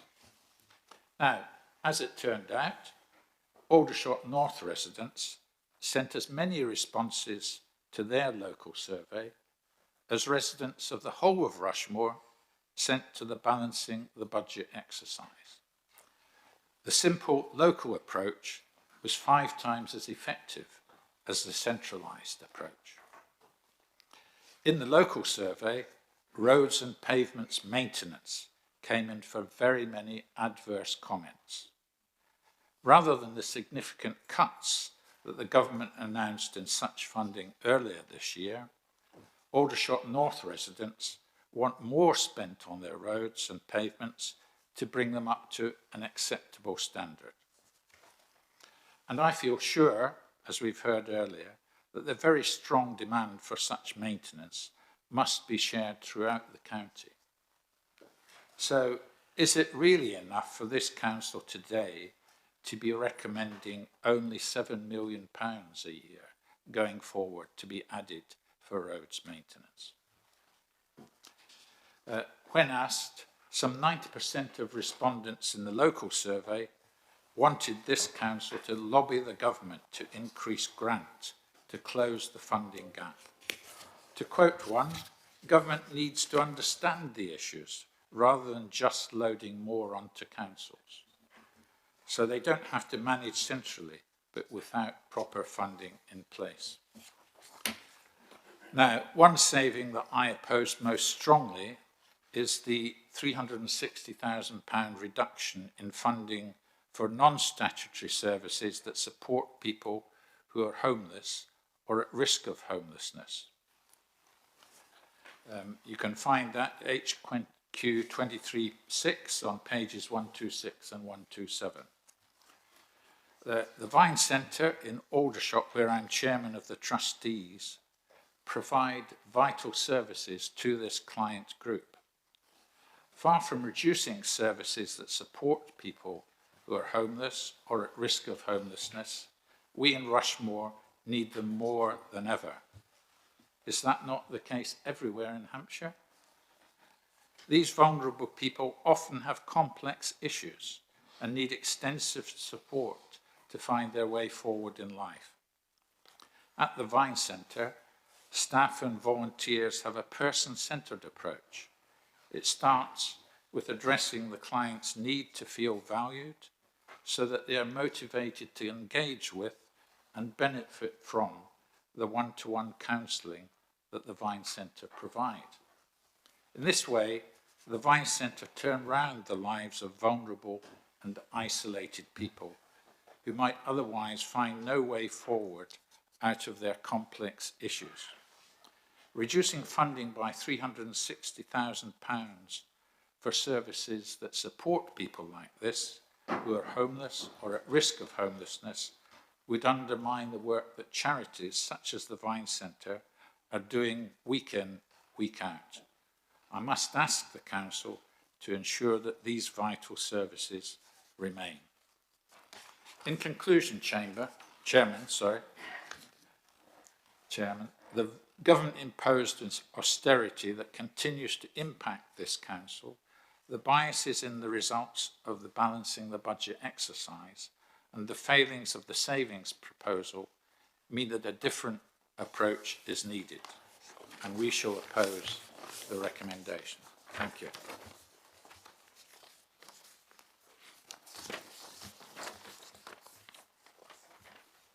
Thank you. I note that you have not suggested any or moved any amendments in writing, so they will, that's fine with me. No, that's fine. Thank you. Right, so we can move on into the next speaker, who's leader of the Independent Group, Councillor Tree. Sorry, Chair, Councillor Tree was not available. I think he put forward that I would speak on behalf of the group, if that is all right. And Councillor Parker. I can't hear what she's saying, sorry, Chair. That's fine with me. That's fine with me, Councillor Parker. If you are the deputy leader of the group and the leader is not here, then we're quite happy to hear from you as the de facto member of the group today, the leader of the group. Thank you very much. I'm sorry this wouldn't turn on, but it's on now. Thank you. So I'm not going to repeat lots of things we've already heard. And I want to start by thanking the officers that pulled this huge document together. It must have been a feat. And I have to be honest, we were 3 new members and it was a lot to get through. And it often refers to things that we have no knowledge of. And it doesn't include quite a lot of acronyms that I have no knowledge of. However, it was really, really interesting. And we do not underestimate the scale and challenges that we are facing in local government.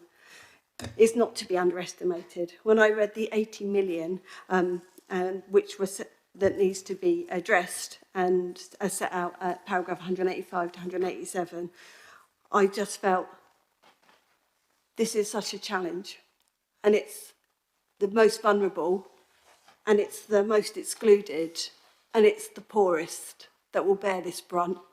That's how I felt. And we particularly welcome elements. You know, I looked at paragraph 185 and I thought, continue targeting resources on the most vulnerable adults and children. Absolutely. I cannot support that more. It's absolutely critical.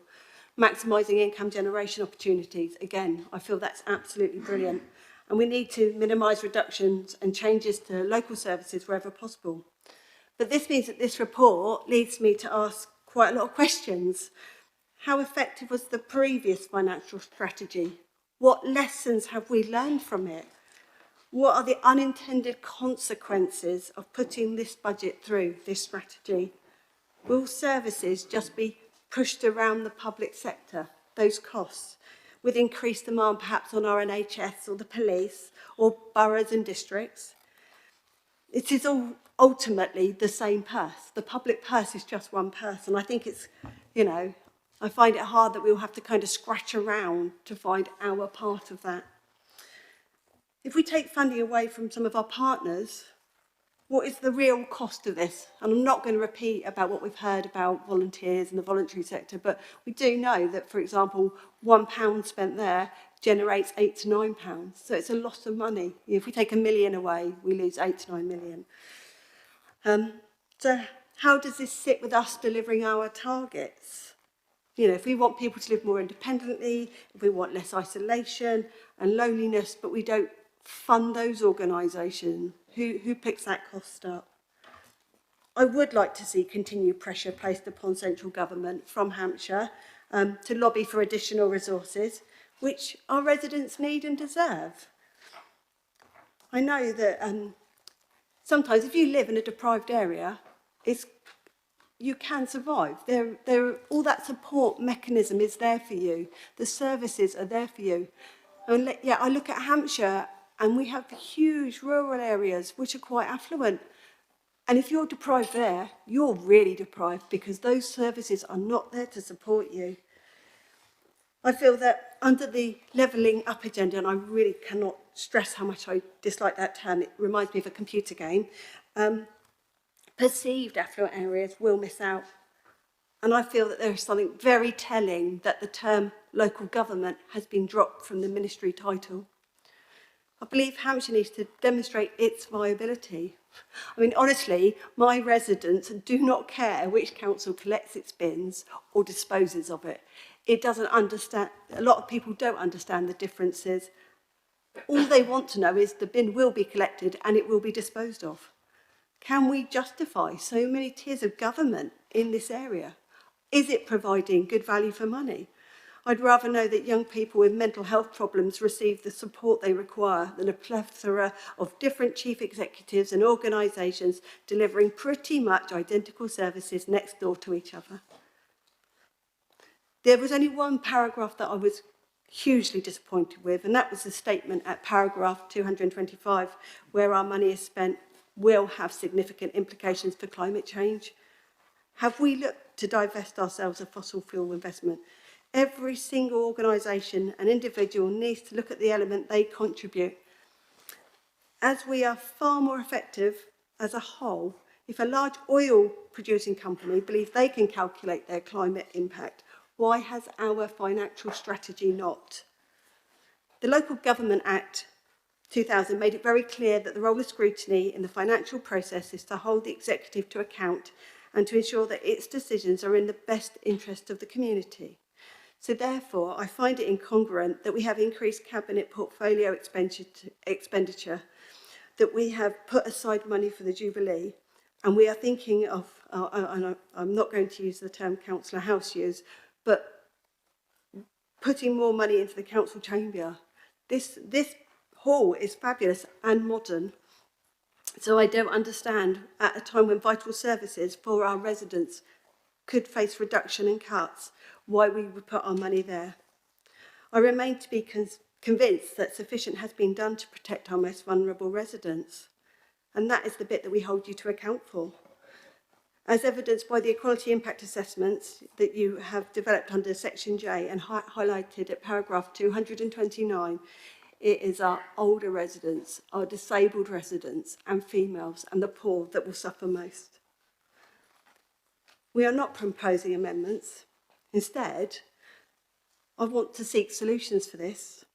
I would welcome the opportunity to work with the administration to seek a solution. I know the whole of the independent group welcomes the opportunity to look at this strategy and to ensure that everything is done possible to make it best for our residents. That is the most important people. It's not about the council, it's about people. And I believe that the people of Hampshire should deserve the right services. I don't want to just bash the administration. Of course there will be cuts, but let's do this in the most effective way so that our people benefit most. Thank you for your time. Thank you. Councillor, you're appearing on the electronic system as Councillor Baines, but I know you as Councillor Parker-Jones. Is that correct? Thank you. I am Councillor Parker-Jones.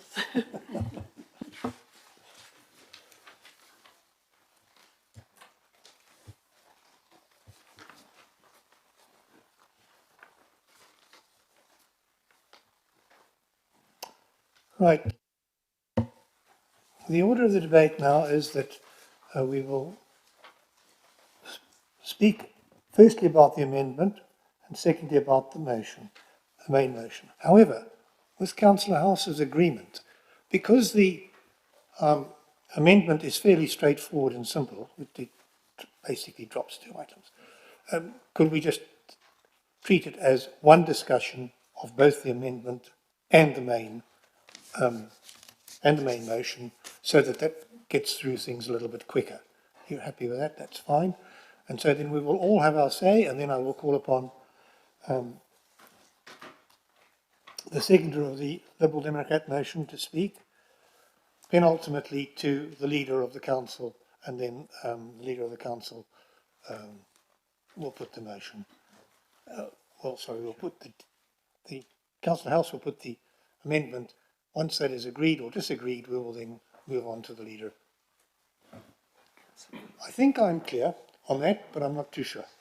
Sorry, Chairman, I wonder, are they not separate amendments? Because they've got quite different motivations behind them. Yes, they are. So we'll vote on them separately. We will vote on them separately, but I meant that during the course of the debate, so that members would not have to be continually corrected as to what they were speaking about.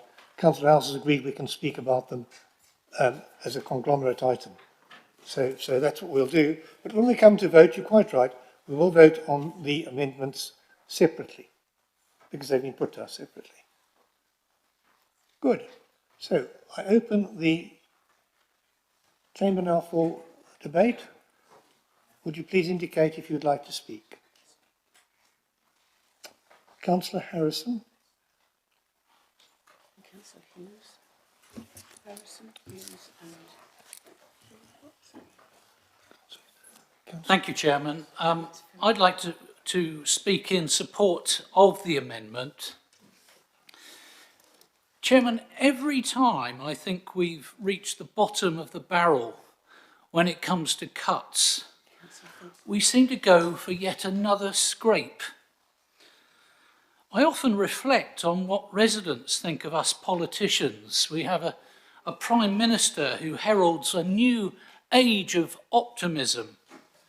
However, the reality is somewhat different. The austerity cuts continue, including millions from our health and adult services budget.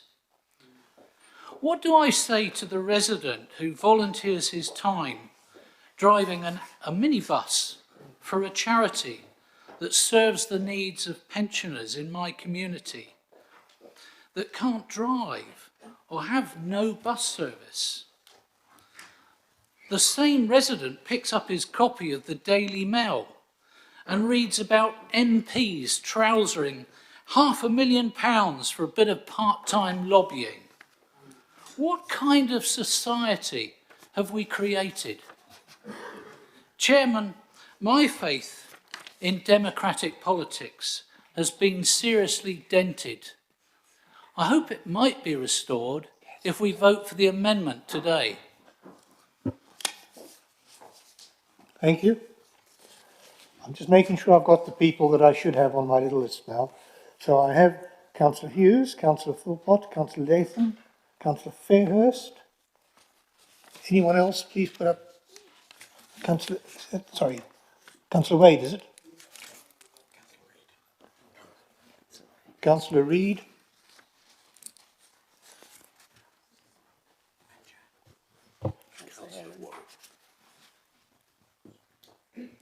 Okay, we'll hold it there for a moment and I'll come back. Councillor Joy. Okay, pause there for a moment and we'll come back to you if you want. Otherwise, I'm going to run out of paper. Councillor Hughes. Thank you, Chairman. I'm a recently new member to this group. When I joined in 2017, we heralded a new digital world. There was no more papers anymore. We were given an iPad and was told to get on with it. And some of those more senior members complained that I wasn't voted by my residents to be an IT expert. How grateful I am that we have the iPad. 936 pages.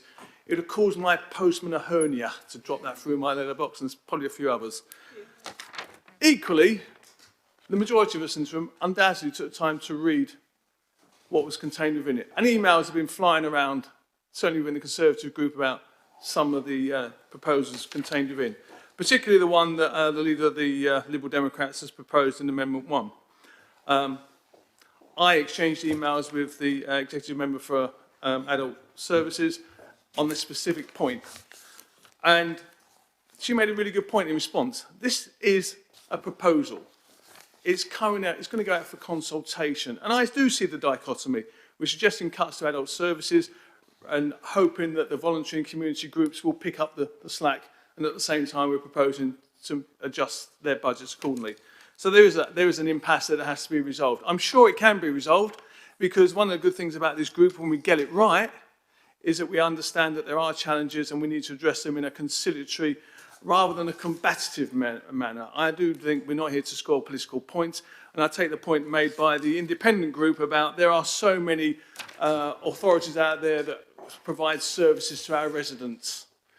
Our residents don't care who empty their bins. I had an elderly gentleman who's no longer with us, who was in a second floor flat, having left off hospital, having had his leg amputated. where he lived, there was no lift. He wanted to work out how to get to the toilet. Instead, he was being asked to pay rent to Portsmouth City Council, his council tax to Havant Borough Council, and in order for him to get a housing move, had to get an occupational health assessment from Hampshire County Council. All he wanted to do was work out how to get to the toilet. That's the challenge. So actually, the leader of the independent group, or the deputy leader of the independent group, was almost arguing for the county deal during her speech this morning, saying, let's cut through all the administrative rubbish and concentrate on delivering the services that our residents want. So I hope that we can look upon this as a proposal. The consultation starts now, and we'll come to a formal decision in February 2022. And at that point, hopefully, sane minds will come to a correct conclusion. Thank you.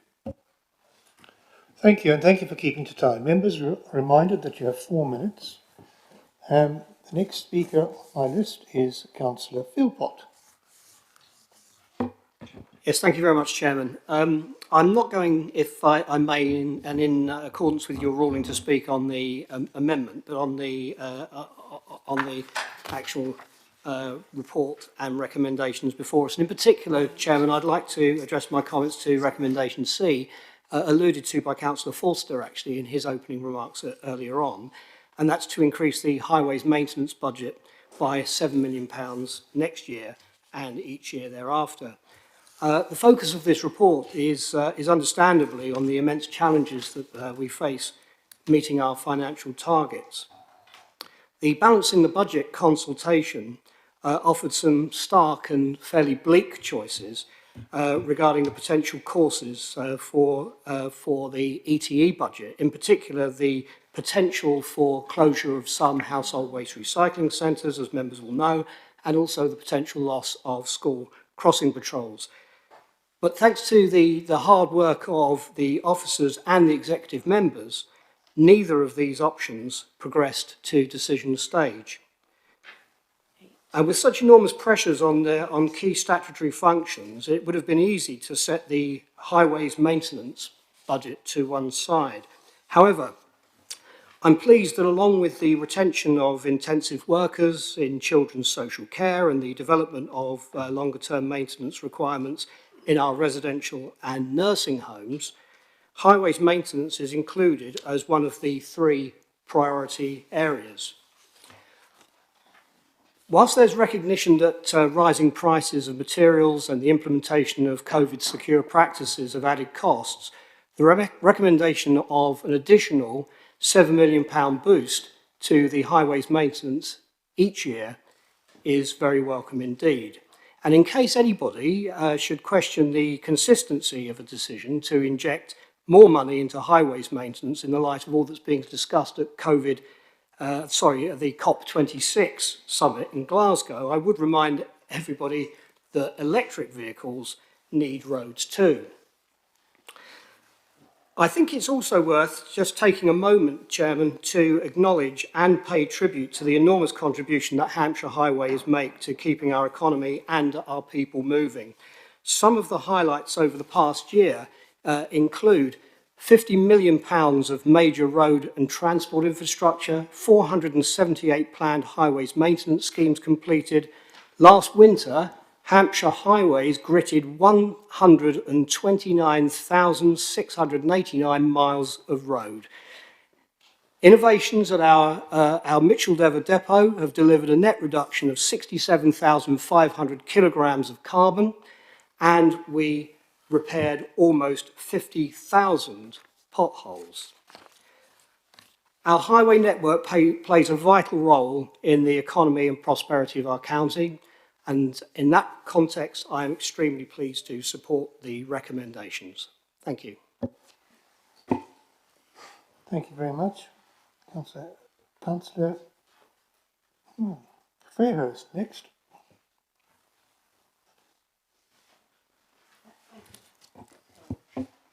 Right. Thank you, Chairman. Could I just say first to Councillor House, there is no proposed reduction to public health spending in SP23. So I think you have been misinformed.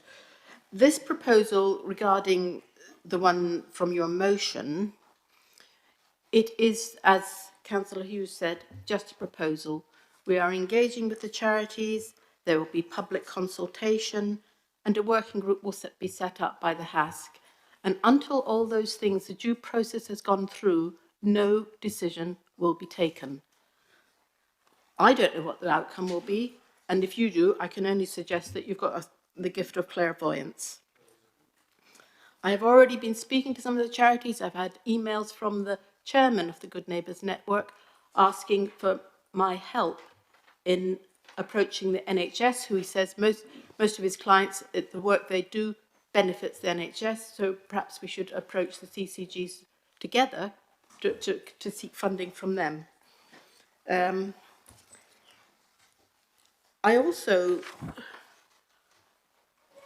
We do continue to give grants. We're giving something like £600 to voluntary organisations, but we'll continue to use one-off grants to support elements of activity which need to be self-sustaining. And as the proposal says, Adults Health and Care will support those who may have benefited in the past to secure alternative funding streams. Support and current T21 proposals include money from the technology work we are doing and savings efficiency through the continued use of technology. We are also providing support and technology to many other councils in the country at the moment, which does help our financial position. Thank you. Thank you. Next is Councillor Latham, who will be followed by Councillor Wade. Councillor Latham. Thank you, Chairman. I accept that there is a black cloud on the horizon at the moment, and I also note that Councillor Howes describes the council as being in trouble.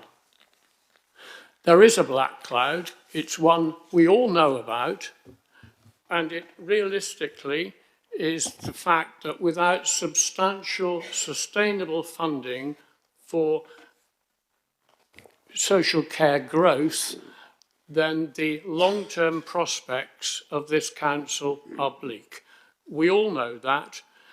The emphasis of it is set out in the report, and that paragraph is repeated no less than 7 times. So, in essence, the settlement which we will know about in December is absolutely crucial for the future of social care, and nobody knows yet what that is going to be. We should perhaps remember that at this time of year, this report always concentrates on the negatives rather than the positives which come through later on in the year. Last year, in terms of COVID, when we didn't know how much money we were going to get from central government, the figure in November last year was a loss costs of £210 million.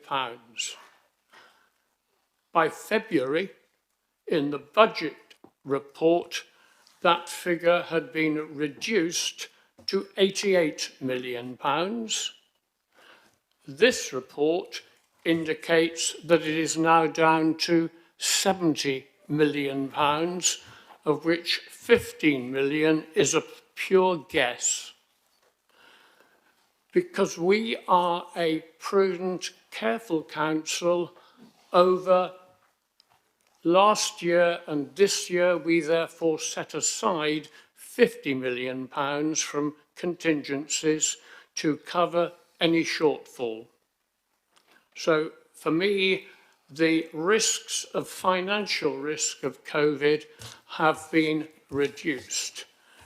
In council terms, they would describe them as less negative. So I'd like to look actually at the positives in this report to show that this council isn't in reality in trouble. Firstly, let's not forget we are the 3rd lowest council tax in the country. Secondly, our finances are strong. 750 million in reserves, and we received 110 million last year extra reserves, which perhaps we weren't expecting, which will no doubt help us with regard to cash flowing T23. There is a financial resilience check which we have to undertake with SIPTA, which sets out 5 stresses which we should take, and none of them apply to us. 1 minute. And finally, we have to remember the good news that all councillors, all departments within this council over T23, with the exception of Children's Services, will be able to balance their budgets, which is a commendable achievement, one hopes. I know that that means we have to save £80 million over the next 2 years. We've done it before, and I'm sure we will do it again. And let's not forget that that £80 million is because our expenditure has gone up by £80 million.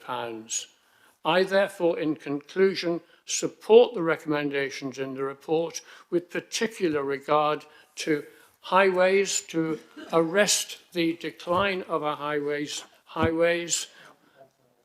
Time has expired. and I therefore have actually support given the you report. overtime. Councillor Wade, followed by Councillor Reid. Thank you, Chairman. After 10 years of austerity and local government cuts, voluntary organisations now perform a vital role in helping those in need in Hampshire.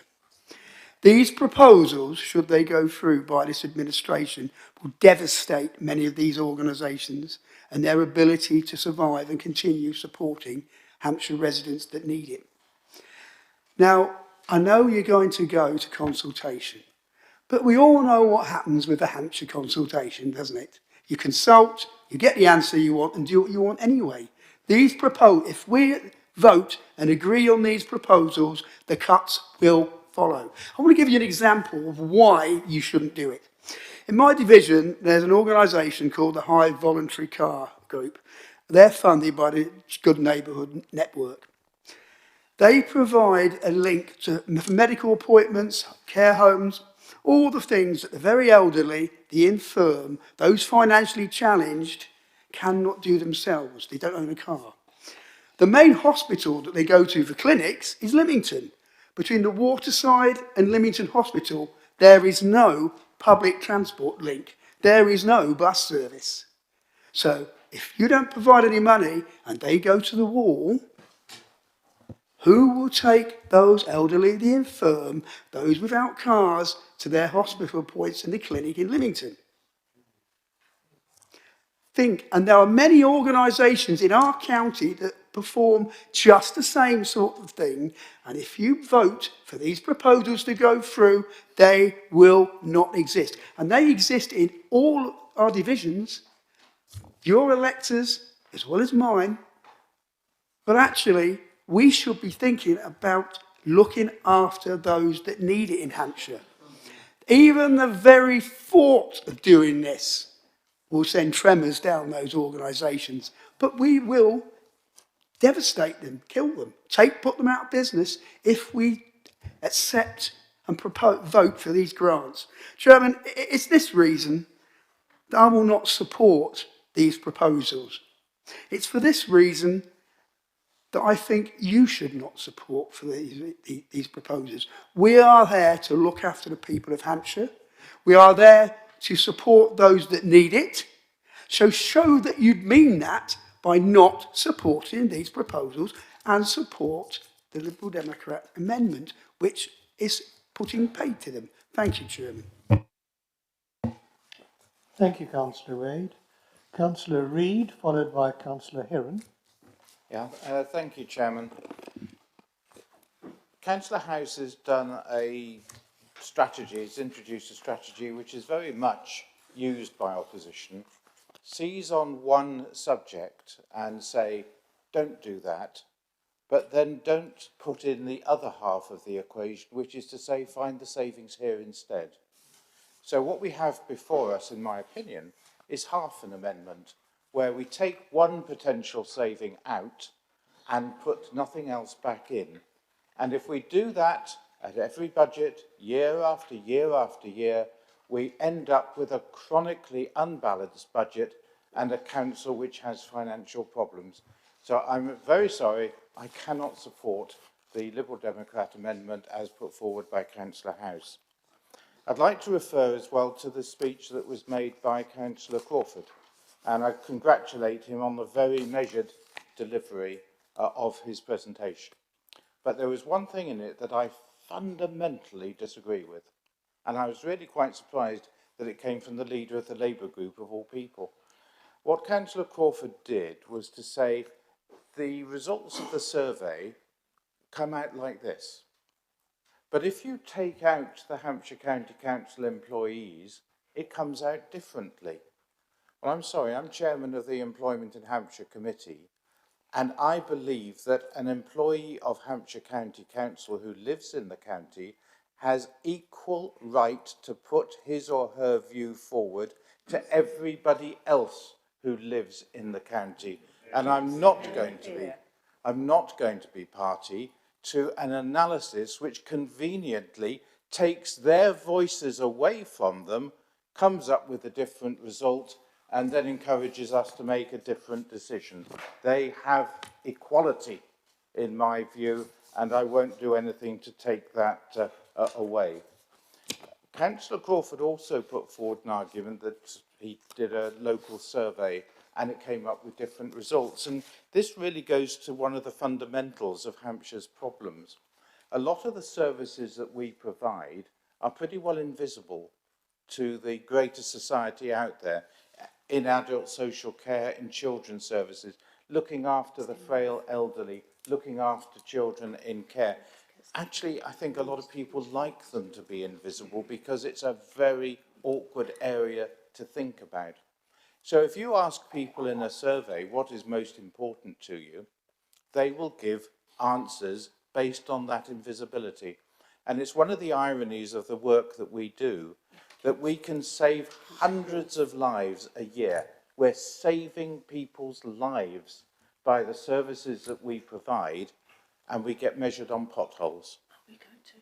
Now, that's a fact of life, but we can't have surveys conducted locally that base everything on the subjective opinion of that particular situation. It just doesn't work. So we have a difficult budget. We have a difficult budget every year, but we have a balanced budget. And this is a budget that I think we have to support. And I urge every member here to do so. Thank you. I have Councillor Heron, followed by Councillor Warwick. Chairman, thank you. And I'm going to speak about the second of Councillor House's proposed amendments.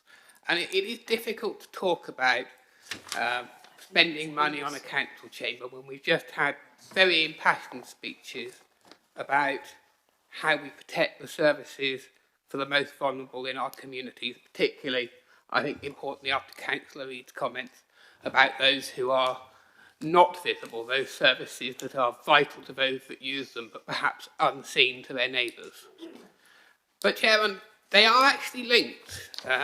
Councillor House is convenient that he works down, the sections, the items in the report to sort of the simple headline that, you want to spend £750,000 on a council chamber. But actually, if we don't, then it costs us money from our revenue budget and it affects those services that we provide. We own the council chamber. It is a grade 2 listed council chamber. Councillor House and I may have different ideas about how attractive that is or how functional it is, but actually it is there and we own it and we are responsible for its maintenance. And to those who are involved in listed buildings, they are expensive. And the only thing that makes them more expensive is when they sit there unused. Because what happens then if they deteriorate, you continue to spend the money on them, but actually they provide no benefit. And I would love for Councillor House to be right that perhaps popping in a couple of films or a documentary or two might cover the cost, but sadly, he's not. So, Chairman, we have a choice. We have a choice here as to whether we invest in it, we use it. Indeed, this space is excellent, but it is also well used. And hopefully, if we move back to normal, we will require more than one space that can fit large numbers of people in. But we can either invest in it and use it, and indeed save significant costs through its use by the coroner service, who otherwise we would, again, be nice to use in here, but we do actually build the building because we needed it, so we would perhaps have to go out and rent expensive accommodation as we did in the past for the coroner's service. Or we can just allow it to sit there, cost us money, drain more and more new revenue funding that could be spent on the services that we need. So Councillor House, great headline. You know, always is great to have those headlines of let's not invest in this, let's just save that money for the council chamber. But as with many of these headlines, severely lacking in substance underneath. Okay, so I now have the following councillors who wish to speak, and my proposal is that we draw a line under that unless someone has something new to say. Councillor Warwick, Councillor Joy, Councillor Bryant, Councillor North, Councillor Adam King, Councillor Foster, Councillor Collett, Councillor Manns. Does anybody else wish to? Oh, Councillor Crawford. Yes, I'd like to speak as well. Councillor Crawford, you've already spoken. But not on this amendment. Good point. Councillor Crawford, I will put you after Councillor Adam King then, if that's all right. Yeah. Then Councillor Foster, then Councillor Collett, then Councillor Manns, and then we'll go and have lunch. Or no, we'll continue. Presumably you want to continue the meeting to its end before we have lunch. I need to take a view from you. It's now 1 o'clock. Do you wish to break for lunch, or do you wish to continue with those 1, 2, 3, 4, 5, 6, 7, 8, 9, 10 speakers and the last 2 items on the agenda? Does anybody have a dietary problem with that? Because if you do, I will call lunch now. You wish to have lunch? Okay. Unless we're unanimous on this, I'm going to call a lunch break now. We'll come back. The next speaker. 30 minutes. I think that's a sensible thing to do. We'd never get through all that lot of time. Chair, how long are we breaking for? So normally we break for 45 minutes, but since we want to get things just from the canteen, presumably come back, is half an hour enough time? Okay, if you come back then at 1:30, please.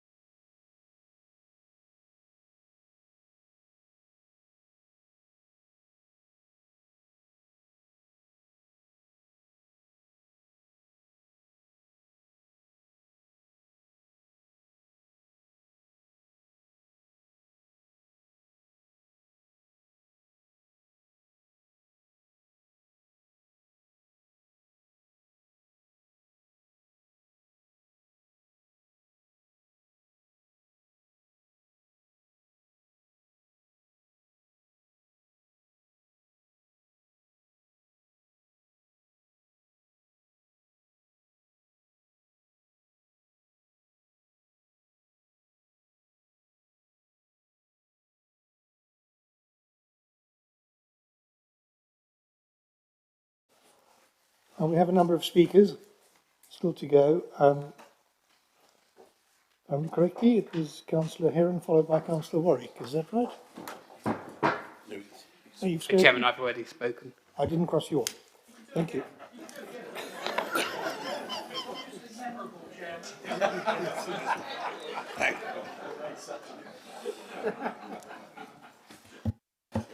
You're very gracious, Councillor Heron. Thank you. Councillor Warwick, followed by Councillor Joy. Thank you, Chairman. I just wanted to say briefly, it's important in this paper not to overlook the commitment in the paper and by our leader today to our climate change and resilience programme. And this follows on, as you know, from our declaration of a climate change emergency back in 2019. I think there are many positives in this paper. This council works well in partnership, and climate change is very much a partnership between government, the county council, our districts and boroughs, our residents, our future residents, businesses and communities. And we saw this at our very successful climate change conference last week, where we worked well in partnership with businesses and our residents. This paper protects our household waste recycling centres, a partnership again with our residents who want to reduce their waste and increase their recycling. And we as a council will be investing with our partners in key infrastructure as part of our Project Integra partnership and our commitment to the joint waste management strategy. Councillor Reid regularly reminds us to measure us by our output rather than just our input. And we will quietly continue to deliver our key programmes to reinforce our carbon reduction within our budget. Our bus improvement strategy, our local transport plan, and our environment strategy, which will enhance our biodiversity and protect Hampshire's natural environment. So, Chairman, I'm going to support our original recommendation, but I know it's well intended, but I won't be supporting Councillor House's amendment. Thank you. So then I have Councillor Bryant, followed by Councillor North. Councillor Bryant.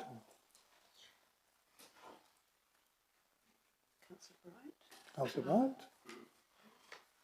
Okay. Councillor North, followed by Councillor Adam King. Thank you, Chairman. I will not speak on the amendment, but if I may just highlight a few points. I'm afraid, Chairman, Councillor House hasn't done his homework.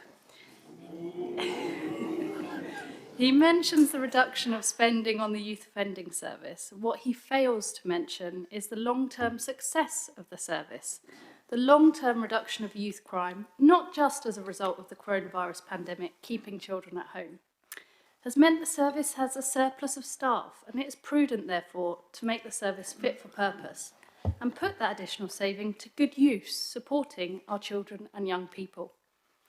I would also like to take a moment to welcome the Modernising Placement Scheme, including within the medium-term financial strategy, and the proposed overhaul of fostering to increase our foster carers and improve the support network, enabling them to carry out this vital work with better communication, improving the placement for the child as well as the carer. Introducing Hampshire Hives and building in resilience and capacity.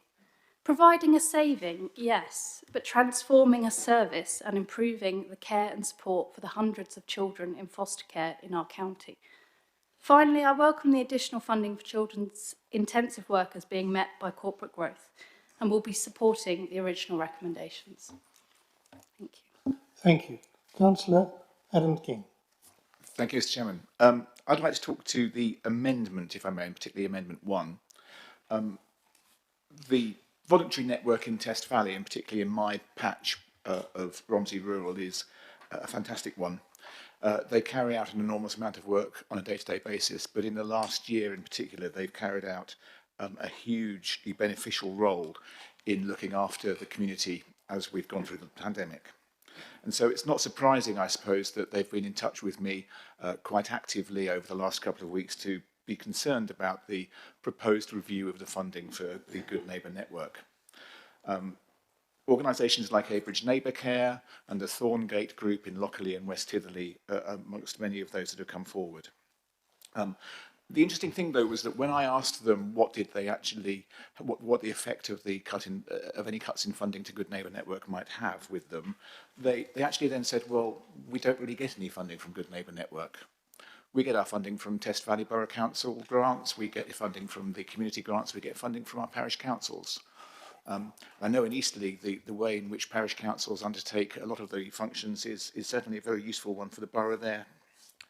And so, in this sense, I really think that it's a case of us beginning to think, rather as Councillor Parker-Jones mentioned, of looking at ways by which we can better fund these organisations, better support them, but do so across the piece, not just across our councils, but actually across the entire public estate. And as Councillor Fairhurst mentioned, that definitely includes looking to the CCGs and to the health sector to support that as well. On becoming a county councillor, I stood down as a non-exec member of the CCG board.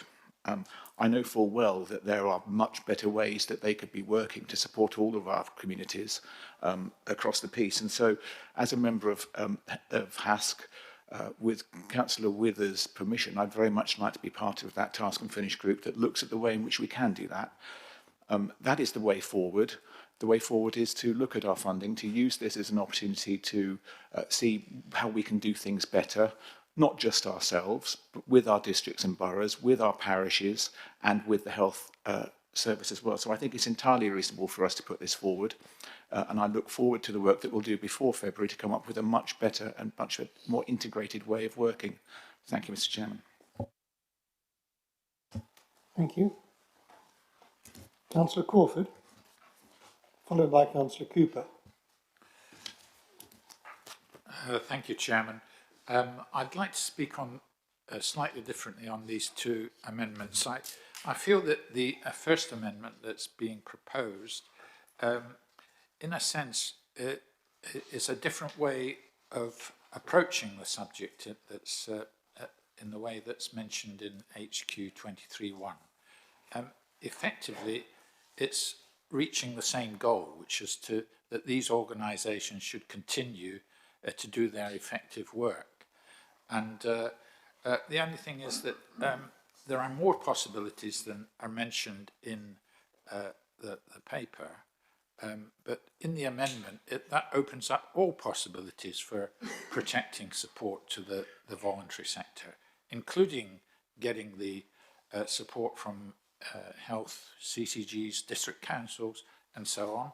And so, but it does mean that if you follow the amendment, that Hampshire should be proactive in that kind of generating that kind of support, rather than simply giving these organisations advice about how they could go about it. Because one of the problems you find with small organisations is their administrative capacity. They're quite often the people who are very willing to carry out the work and do what's required, they don't have the organisational capacity to make sure that the funding's all in place to get it done.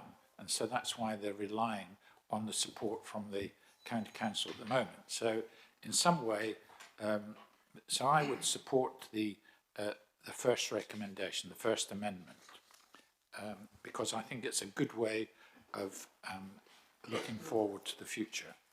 On the second recommendation, which is to delete the reference to refurbishing the council chamber, I couldn't support that, because I feel quite passionately that we need to preserve the historic fabric of something that is a Grade 2 listed building for the county council. And I think the fact that it has Grade 2 status, and it means that it has real value, particularly in Winchester, which is a historic town of Hampshire, and so the council chamber should be refurbished in every way to make it viable for the future. The question I would say is, do we have enough detail in this recommendation so that people can understand not only how much is required to be done to protect the historic fabric of the building, but also in order to upgrade and modernise the facilities there. So there may be some question about whether too much would be spent on IT and AV and air conditioning and so on, and not enough on the historic fabric. But if we could understand what the balance of that is, it might encourage people to support it more. I mean, for example... Sorry, could you wind up, please? You've had 4 minutes. Sure, that's enough then. Thank you. Thank you. Thank you. Councillor Cooper. Thank you, Mr. Chairman. I will be supporting the proposal without the amendments today. I think what we need to be mindful of, that this is probably the worst case scenario, and this won't be finalised until December, when we see how the distribution is handled. With regard to Councillor Crawford's survey in North Hampshire, in Aldershot, I personally take the results with a pinch of salt. Local survey carried out by the Labour Party in Aldershot, and the Labour Party instructing the respondents on how to vote. Not a proper survey. Right. Now, I have Councillor Foster, followed by the seconder, Councillor Collett, followed by the leader, Councillor Manns. Before I call Councillor Foster, is there anybody else who has not spoken, who wants to speak, who wants to add something new? Yes, Councillor. Councillor Hare? Thank you, Chairman. Actually, it's not anything new. I want to speak on the council chamber, and Councillor Crawford has stolen my thunder, and he's said all the words that I wanted to say. I just want to say I'm passionate about it, and I'm sure our residents will want to preserve it as our history. It's very important for us and makes Winchester very special. Thank you. Thank you. So, Councillor Foster, followed by the seconder of the Liberal Democrat motion, Councillor Collett, who will then second the motion, presumably, unless he's changed his mind, and then Councillor Manns. Thank you, Chairman. I feel like this is Groundhog Day. Councillor House said this is the 6th time he's spoken on something. Well, it's the 6th time he has failed our residents by cobbling together a little motion in this case that's not thought through. As Councillor Reid said, it's half a motion.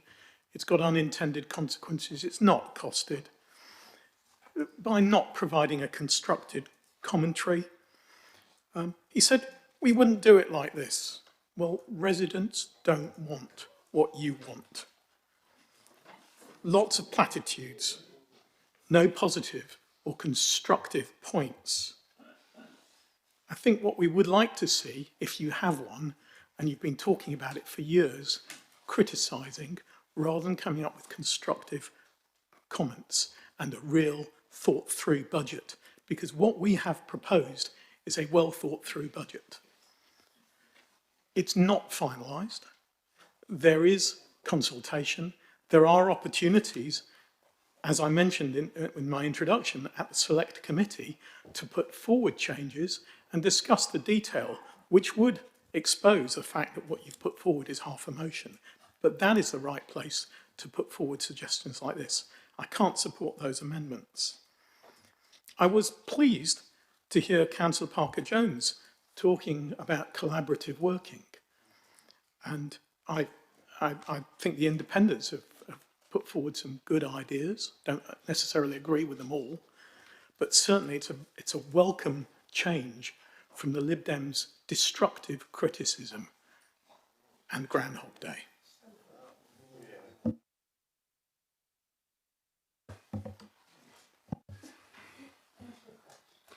Thank you, Chairman.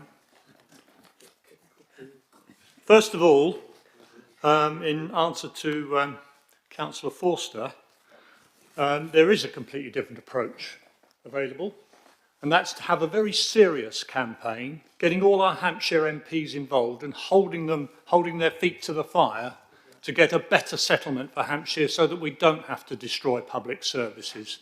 That just isn't happening. Cosy chats with MPs who then do nothing about it is letting the people of Hampshire down very badly indeed.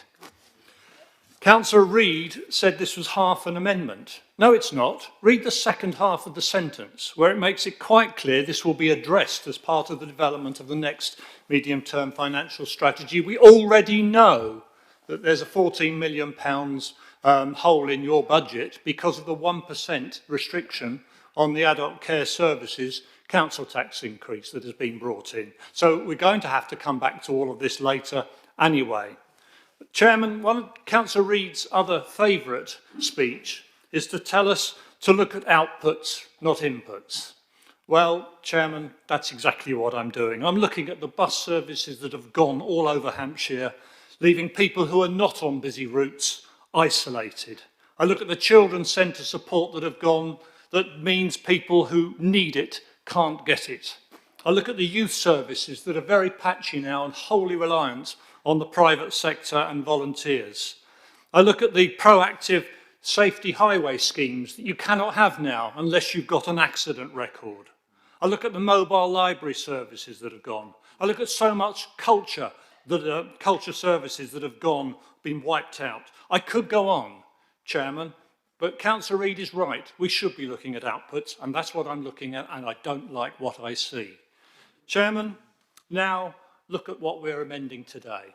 Have you actually read what it says, the item that we're proposing to take out? It says, and I quote, stopping all currently budgeted local and county-wide grants funded by adult social care to voluntary, community and partner organisations. Stopping them all. There are some caveats. We'll give advice. We'll give a bit of moral support. And if we can prove that your work actually reduces our costs, yeah, we'll come back to that. But that's a pretty stark thing to be doing. And if you vote against this amendment, you're voting for that. Chairman, I will be supporting this amendment. Yes, I will be seconding it. I will be seconding the other part of the amendment. Are you really going to spend nearly £1 million on the council chamber at this moment in time? We all want to preserve our heritage. Nobody's suggesting the council chamber should be harmed or ignored, but we don't believe spending this money when you're making those cuts can possibly be the right thing to do. So, Chairman, I will be supporting both parts of the amendment. Thank you.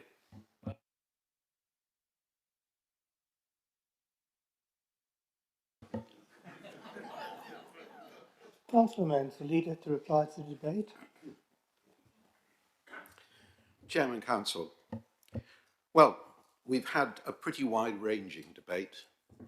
I think I counted 17 councillors that took part. I have written all your names down, but you'll be pleased to hear I'm not going to mention every single one of you, simply because there were a number of speeches that said the same things. But I will just address the comments about the amendments, I think. First of all, I rather agree with Councillor Crawford's comments about keeping our heritage. But what I will say about that particular amount of expenditure is we have looked at it carefully. We actually reckon that if we were to not carry it out, we would be expending more money finding somewhere else for the the court to for the courts to actually use. But what I will do is we'll go through that exercise again just to check that that's true, to see whether in fact there is any saving, separate from any work we might want to do because it's a historic building. So from that point of view, I don't accept that amendment, but I will look again at whether in fact the coroner's court can go somewhere else. As I say, we've already done the exercise, but we will check again whether that's true. I will mention one or two people. I thought that Councillor Adam King had a very good point about grants from the County Council. We do forget that a lot of voluntary organisations, and I've been chairman of a number locally, when you look for grants, you look at everybody to try to find them. And not only that, but within big organisations, you might go to 2 different departments. So I think the remarks he made about other organisations within the county helping out with some of these particular matters is the right way forward. I've also argued, as I say, a former chairman of a number of charities, that charities themselves need to stand on their own feet.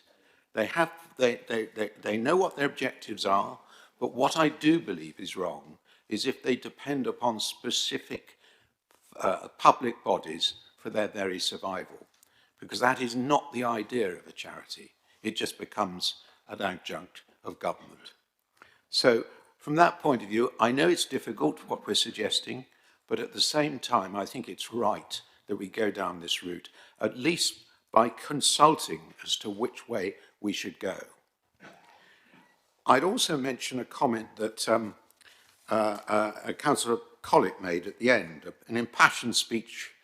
He makes it impassioned speeches, and I do say to him, you clearly believe in some of the things that you're saying, and perhaps not all of them, but when it comes down to the practical side of things. But what I would say is we're not discussing the budget for the coming year this afternoon, as you were indicating. We are looking at a savings programme which in itself will depend upon the amount we get from central government. And the whole point of a 2-year savings programme is that as events unfold, you can adjust it accordingly. One of the problems that many other councils suffer from is by having an annual system, you're stuck with the fact you've got to make the savings more quickly and you've now got no time to consult. So that's where I really disagree with him. This is a savings programme for the next 2 years. And the final point I'd make about that is he talks about our own MPs not doing anything.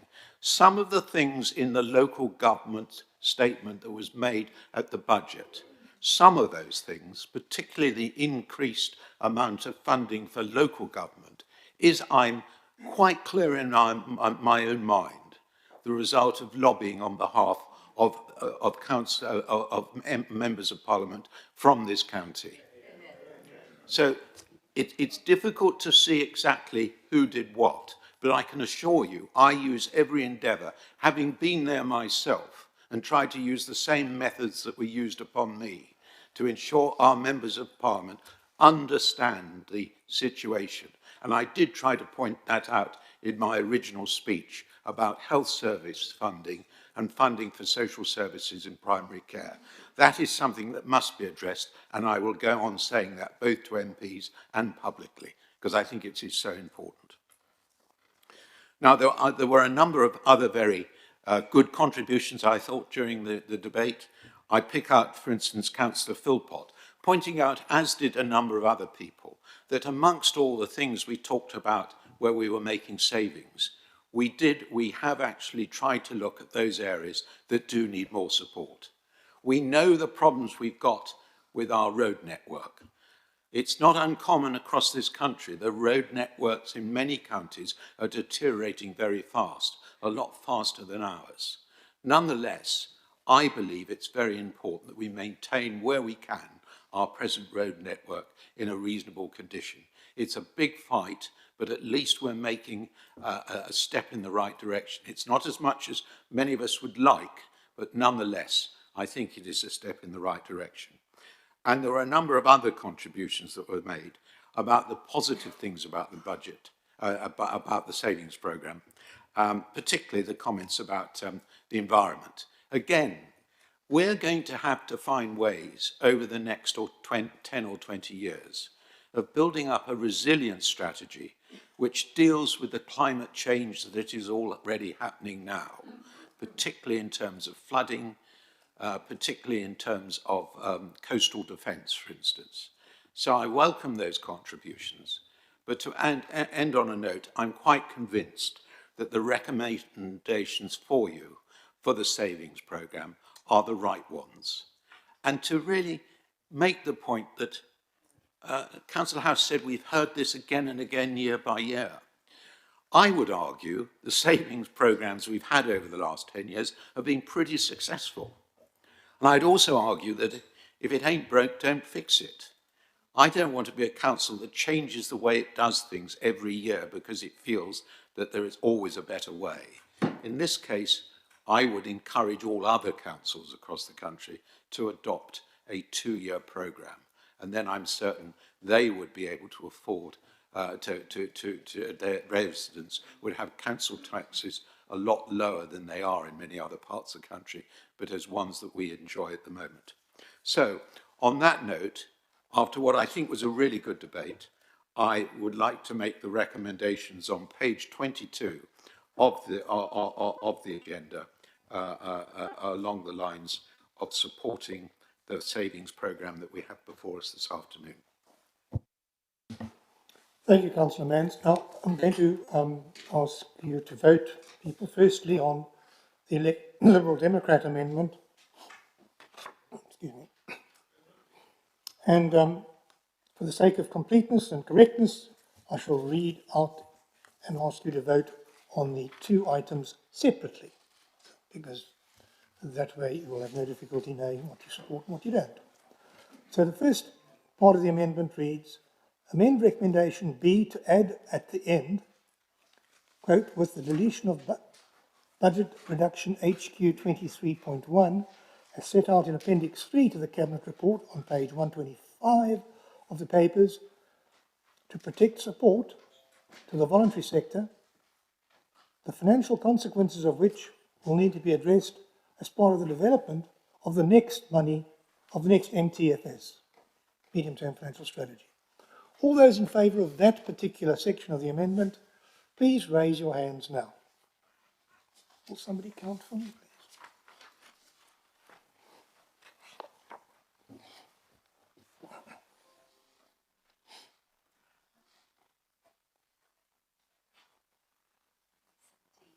All those against, please raise your hands.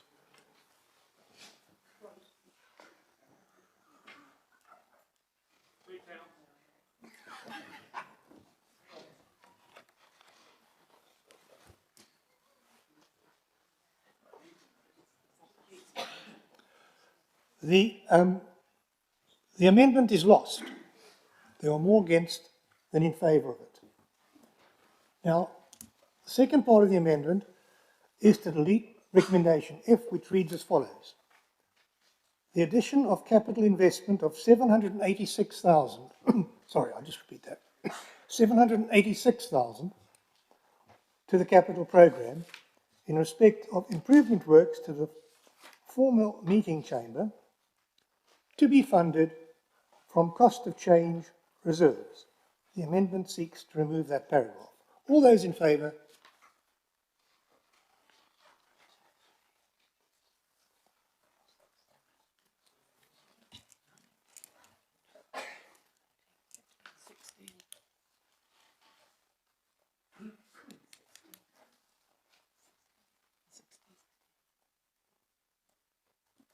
Okay.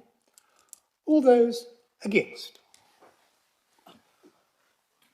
Well, although I've abstained on both, clearly the amendments have failed on both.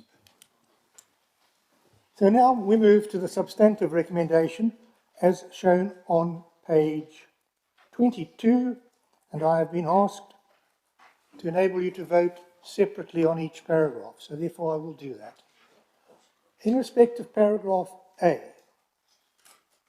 those in favour, please raise your hands. Those against? A is carried. Paragraph B. Favour? Sorry. And against? Paragraph B is carried in favour. Paragraph C. In favour, please raise your hands.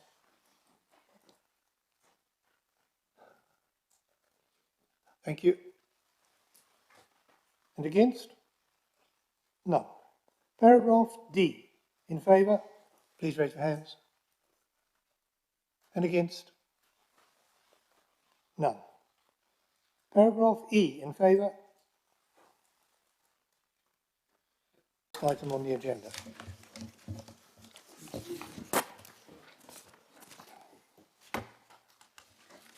Item 11 is the amendment to the Constitution to amend contract standing orders and financial regulations This will be introduced by Councillor Keith Bands, the leader. Thank you, Chairman. The recommendations on page 882 of your agenda ask for certain changes to be made to contract standing orders, financial regulations. The first of these is the review of key decisions threshold. We've increased that from 1 to 2 million, but I would like to just point out the B in the first paragraph, which says that the other reason for having a key decision is if it in significant terms of its effects on communities living, working in an area comprising 2 or more electoral divisions in the County Council's administrative area. In other words, you can have a key decision that is a lot less than the 2 million if it affects those particular, if it meets that particular criteria. This is purely not about trying to raise the threshold dependent upon inflation, but it is to try to tidy up the administrative process. And I very much support that and recommend it to the Council. The review of contract standing orders is pretty straightforward, as is the review of financial regulations and capital approval programme approvals. So I put these recommendations to the Council. Questions? Debate? It's a question. Is it a question? Yes. Please, Councillor. Councillor Taylor. Thank you very much. I'd like to ask specifically. Apologies.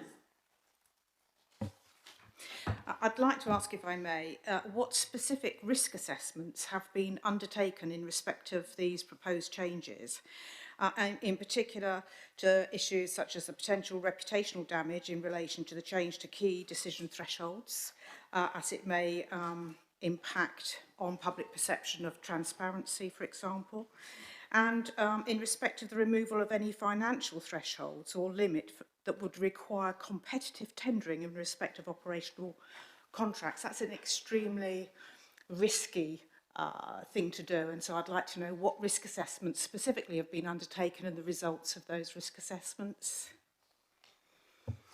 I'm certain we can provide the detailed information on those particular questions outside this council meeting. But what I can say to you is this, is that the assessment regarding the 1 to 2 million is based mainly upon framework contracts, where you have a situation where you will obviously have a key decision for the original framework, and then there will be a number of subsequent decisions which may fall below or above the original lower threshold.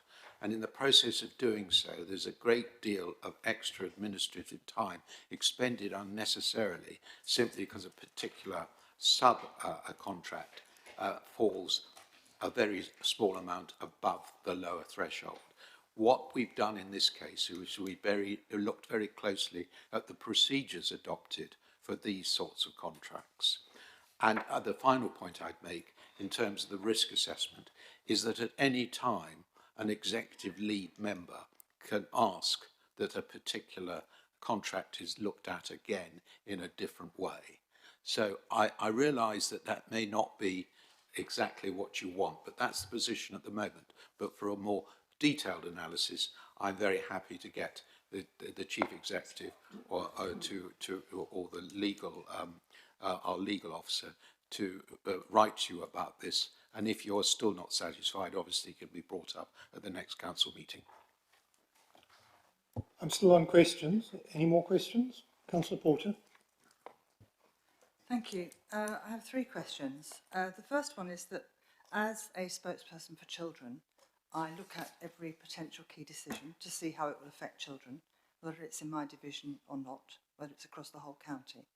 How will I know if a significant decision which is regarding up to £2 million, which for most of the public, it may not be to all of you, but for most of the public, £2 million is a lot of money to be spending, how it will affect those divisions if I don't know it's a key decision. The second one is that recently I found out from looking at a key decision that my division wasn't included on that list. It was an omission, and it's since been amended. If I hadn't been able to look at that list of key decisions ahead of time, that decision would have gone ahead without a significant number of residents in my area being able to make a comment, or certainly me being able to make a comment on their behalf. And the third thing is, how does this affect our reporting of carbon footprint of decisions? How will we know that this is improving the carbon footprint of the county council and not actually wrecking it? Thank you.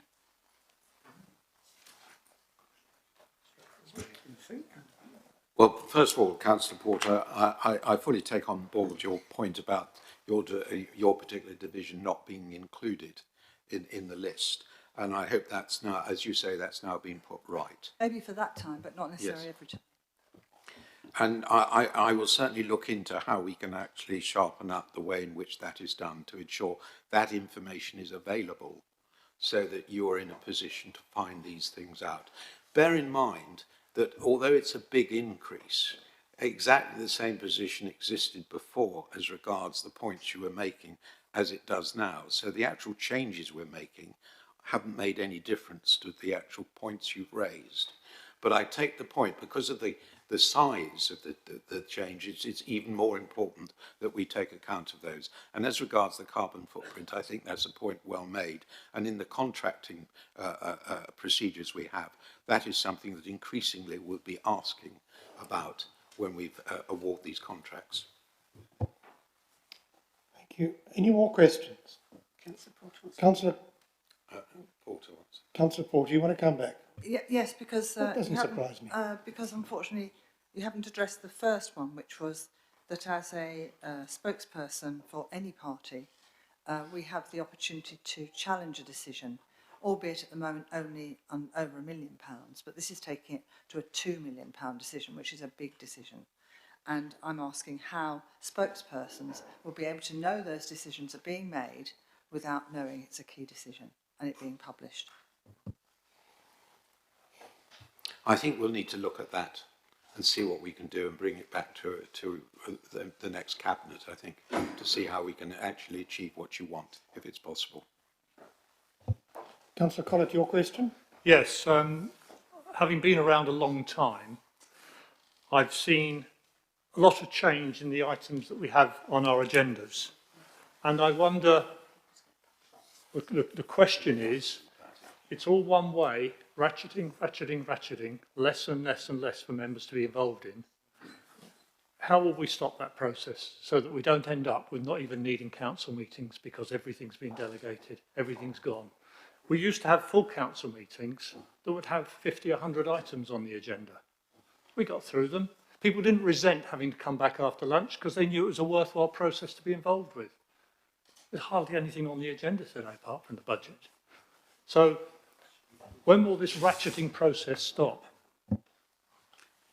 I don't actually recognise it as a ratcheting process. One of the reasons that there aren't that many items on this particular council meeting is because we had a previous council meeting about 5 or 6 weeks ago.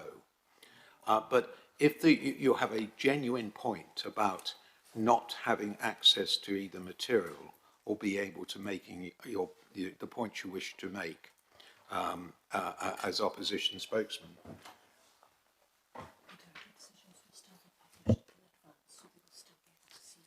Yeah, but the point I'd make that any decisions we do take are still published in advance and in time for people to make comments. And that hasn't changed at all as far as I'm concerned. But if you have any further comments, I'm very happy for you to write to me, and I'm very happy to take them up with the Chief Executive if you feel that you cannot do your job as an opposition spokesman because you've got inadequate information to go on.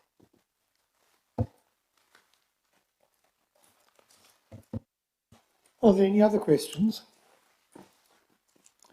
Just for the sake of those watching this webcast, we have not been debating the budget today, as Councillor Collett said. We've been debating the medium-term financial strategy for the next 2 years. The budget debate will take place in February. Councillor House? Yes, thank you, Chairman. And this is on the same issue of the key decision point. It's to repeat the point that I made at Cabinet, and I'll continue my line of success that I'm clearly having today, I suspect. But you've heard from different parts of the Council chamber why increasing the threshold for a key decision from £1 million to £2 million is not clever. It reduces the ability of councillors to do their jobs. More importantly, in the longer term, it reduces democratic accountability and transparency.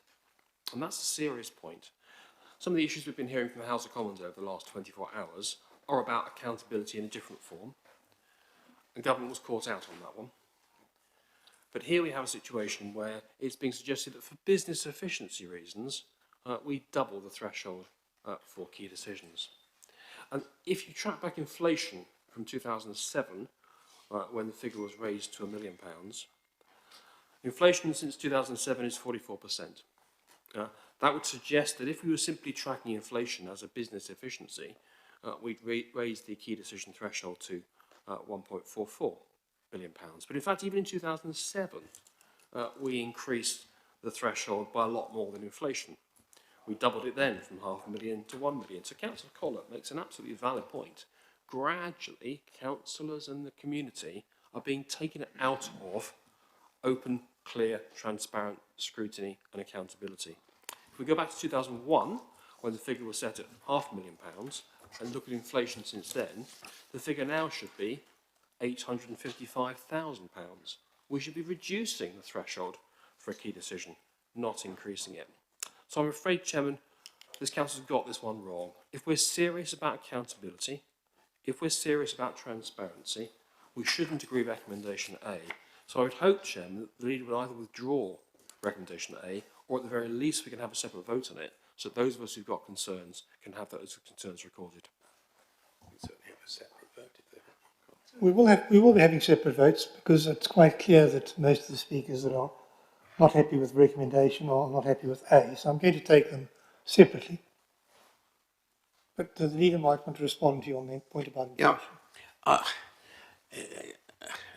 I think the best way I can answer Councillor House's point is this, is that where a decision is a key consequence of it being a strategic and policy matter, such decisions are and will remain key decisions, whatever the financial value of the decision.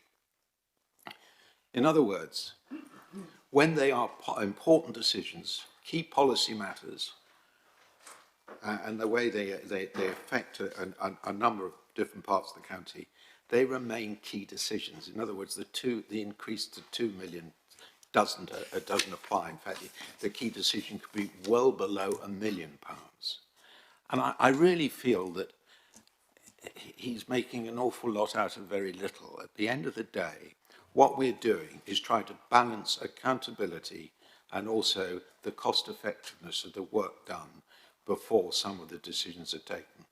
Let me just give you an example.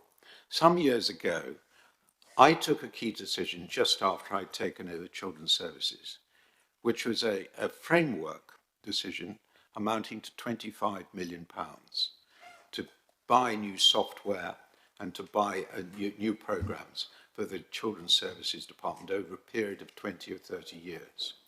Now, below that, there were a huge number of separate sub-contracts that were decided upon to make up that full framework decision that I'd taken. Some of them fell just below £1 million, others fell just above £1 million. And they were very similar, but had to be treated in a very different way. One was very time-consuming in terms of the time taken up by members of staff, and the others could go through a lot more quickly. What this does is tidy up the process without, I would argue, making any difference at all to the ability of people to look, and I'm thinking particularly of executive members, look at all decisions if they wish as to whether they should be looked at more carefully and perhaps brought up to the next level, i.e. for a cabinet decision rather than an individual. So although it looks like a large increase, in practice it does make not a lot of difference in terms of which decisions are looked at in the way that I know Councillor House would like them looked at, and the number that aren't. So overall, I would argue that the present position is the one to stick with. The leader has summed up the debate. I did ask if anyone wanted to speak, so I'm sorry, Councillor Todd. I move now to the recommendations. We'd like a separate vote. We'd like a recorded vote, please, on A. A recorded vote on A. Thank you. I need to see the requisite number of members stand.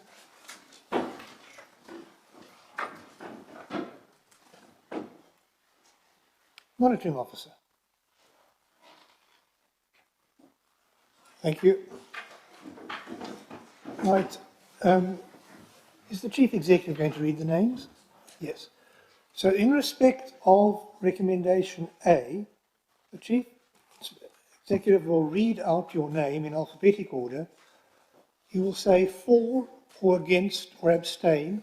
Please don't say anything else, it just slows down me. Over to you, Chief Executive.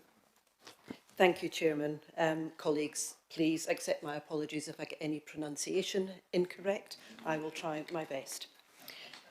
Councillor Adams-King. For. Councillor Baines. For. Councillor Bowerman. For. Councillor Branson. Councillor Briggs. Councillor Broomfield. For. Councillor Bryant.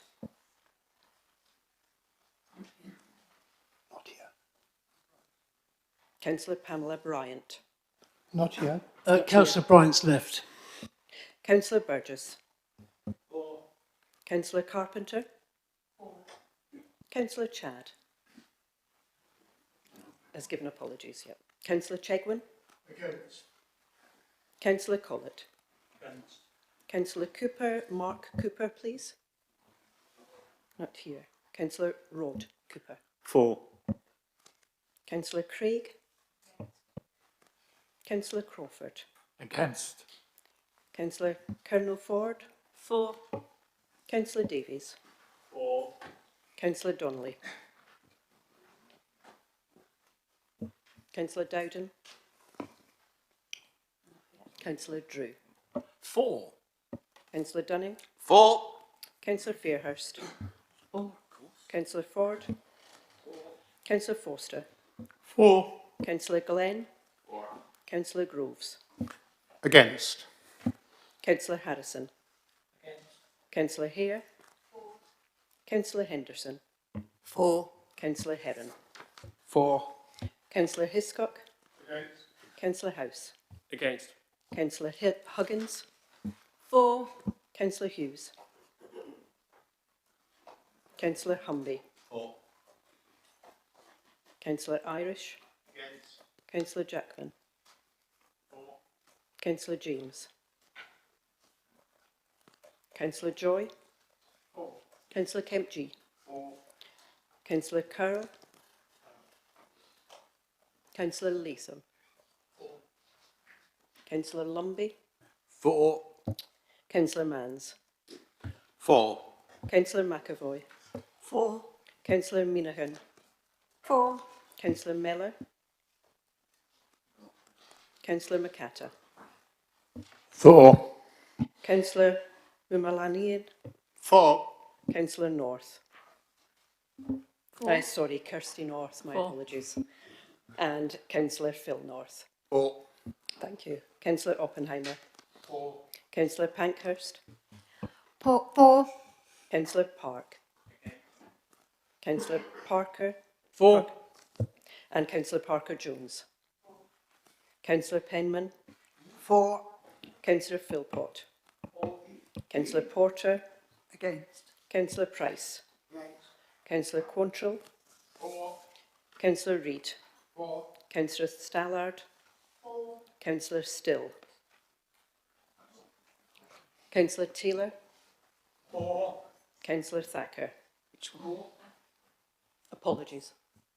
Sorry, Councillor Taylor, did you actually? No, I didn't. Somebody else spoke for me. Councillor Taylor. Against. Thank you.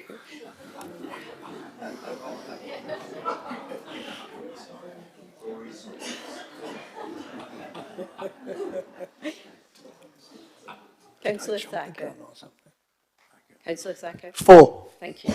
And Councillor Thierry. For. Councillor Todd. Against. Councillor Tree. Councillor Tustian. Against. Councillor Vaughan. Councillor Wade. Councillor Warwick. For. Councillor Withers. Wade, yes. Against. Councillor Warwick. For. Councillor Withers. And Councillor Woodward. Not here. Okay, colleagues, thank you very much. Carolyn.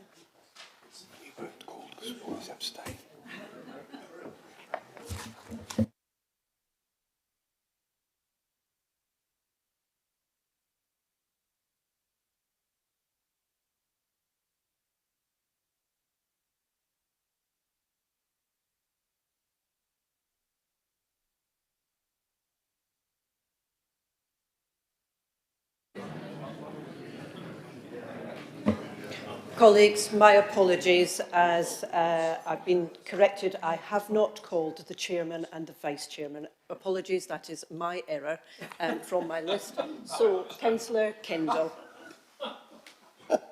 Abstain. And Councillor Harvey. Thank you, and my apologies. I will learn my lessons. But just to make it clear, Councillor Harvey did vote for, so that's all right.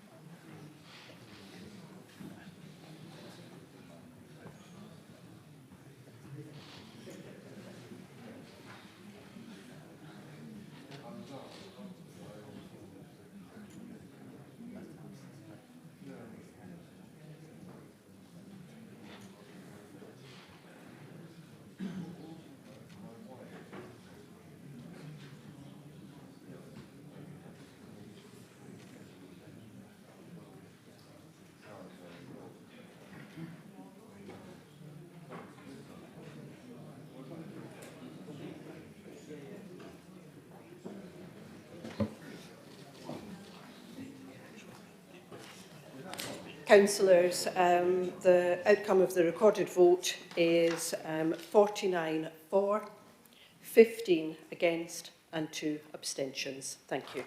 So that's carried. Well, shall I take B, C and D together? Yes. Thank you.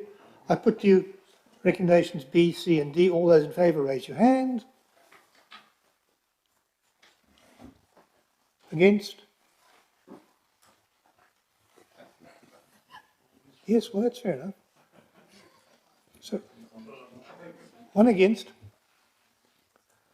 Those that voted for D, of course, were effectively voting for A's, which makes a bit of a nonsense of the recorded vote the time before. So,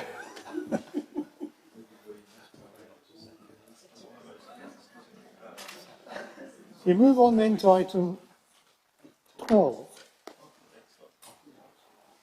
which is to be introduced by the leader.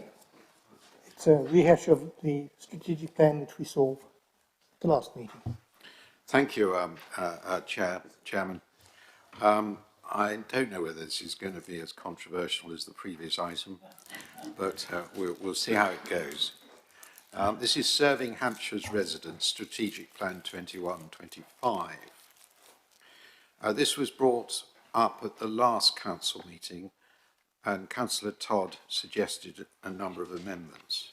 We've had a look at some of the points he made, and we've come up with a recommendation which is at the bottom page 929. And then outcome 1 of Serving Hampshire's Residents Strategic Plan, and I'll read out what the modifications to the strategic plan are. Outcome 1, Hampshire maintains strong resilience and sustainable economic growth. The addition of the word sustainable, which I hope will satisfy Councillor Todd. And in addition, our priorities are an additional priority, promoting the circular economy to minimise waste and use of natural resources. Therefore, I would commend these recommendations to the Council.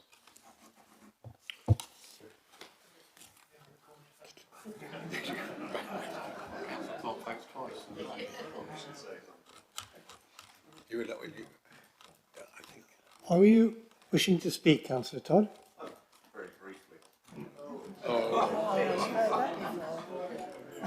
Define briefly. Councillor Todd. There we go. Well, first of all, can I thank Cabinet for responding positively to my requests. I'm very pleased that... You can stop right there.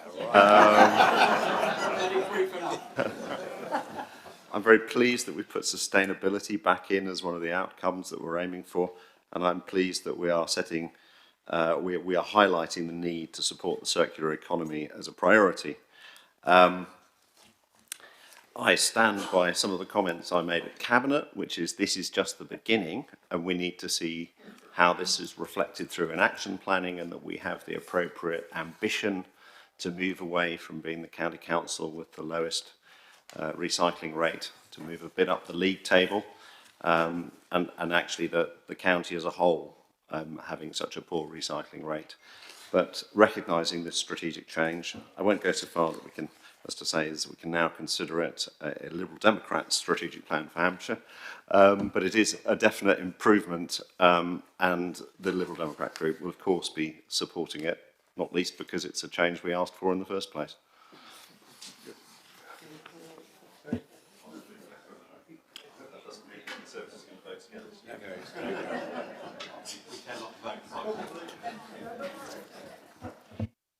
Yes, I'm so tempted at this point. I put the recommendation to you. Those in favour? Agreed? Unanimously. We come now to item 13, which is to be introduced by Councillor Liz Ferris. It's a matter for information, part 2 item. Councillor Ferris. Thank you, Chairman. This is just to notify the Council of 2 changes on the Health and Wellbeing Board. Jill Neller, who's the Chief Executive of East Hampshire and Havant, will replace Patricia Hughes as the main member representing the District and Borough Council Chief Executives. And Dr. Gareth Robinson, Clinical Lead for North East Hants and Farnham, will replace Dr. Peter Bibberway. And I'd just like to register my thanks to both Patricia Hughes and Dr. Bibberway for the work they've put in over the last few years. Thank you. Any questions or debate? Thank you for that report. It's noted. That brings us, I think, to the end of the meeting. Thank you all. Happy Diwali, happy Merry Christmas, and I wish you a safe journey home.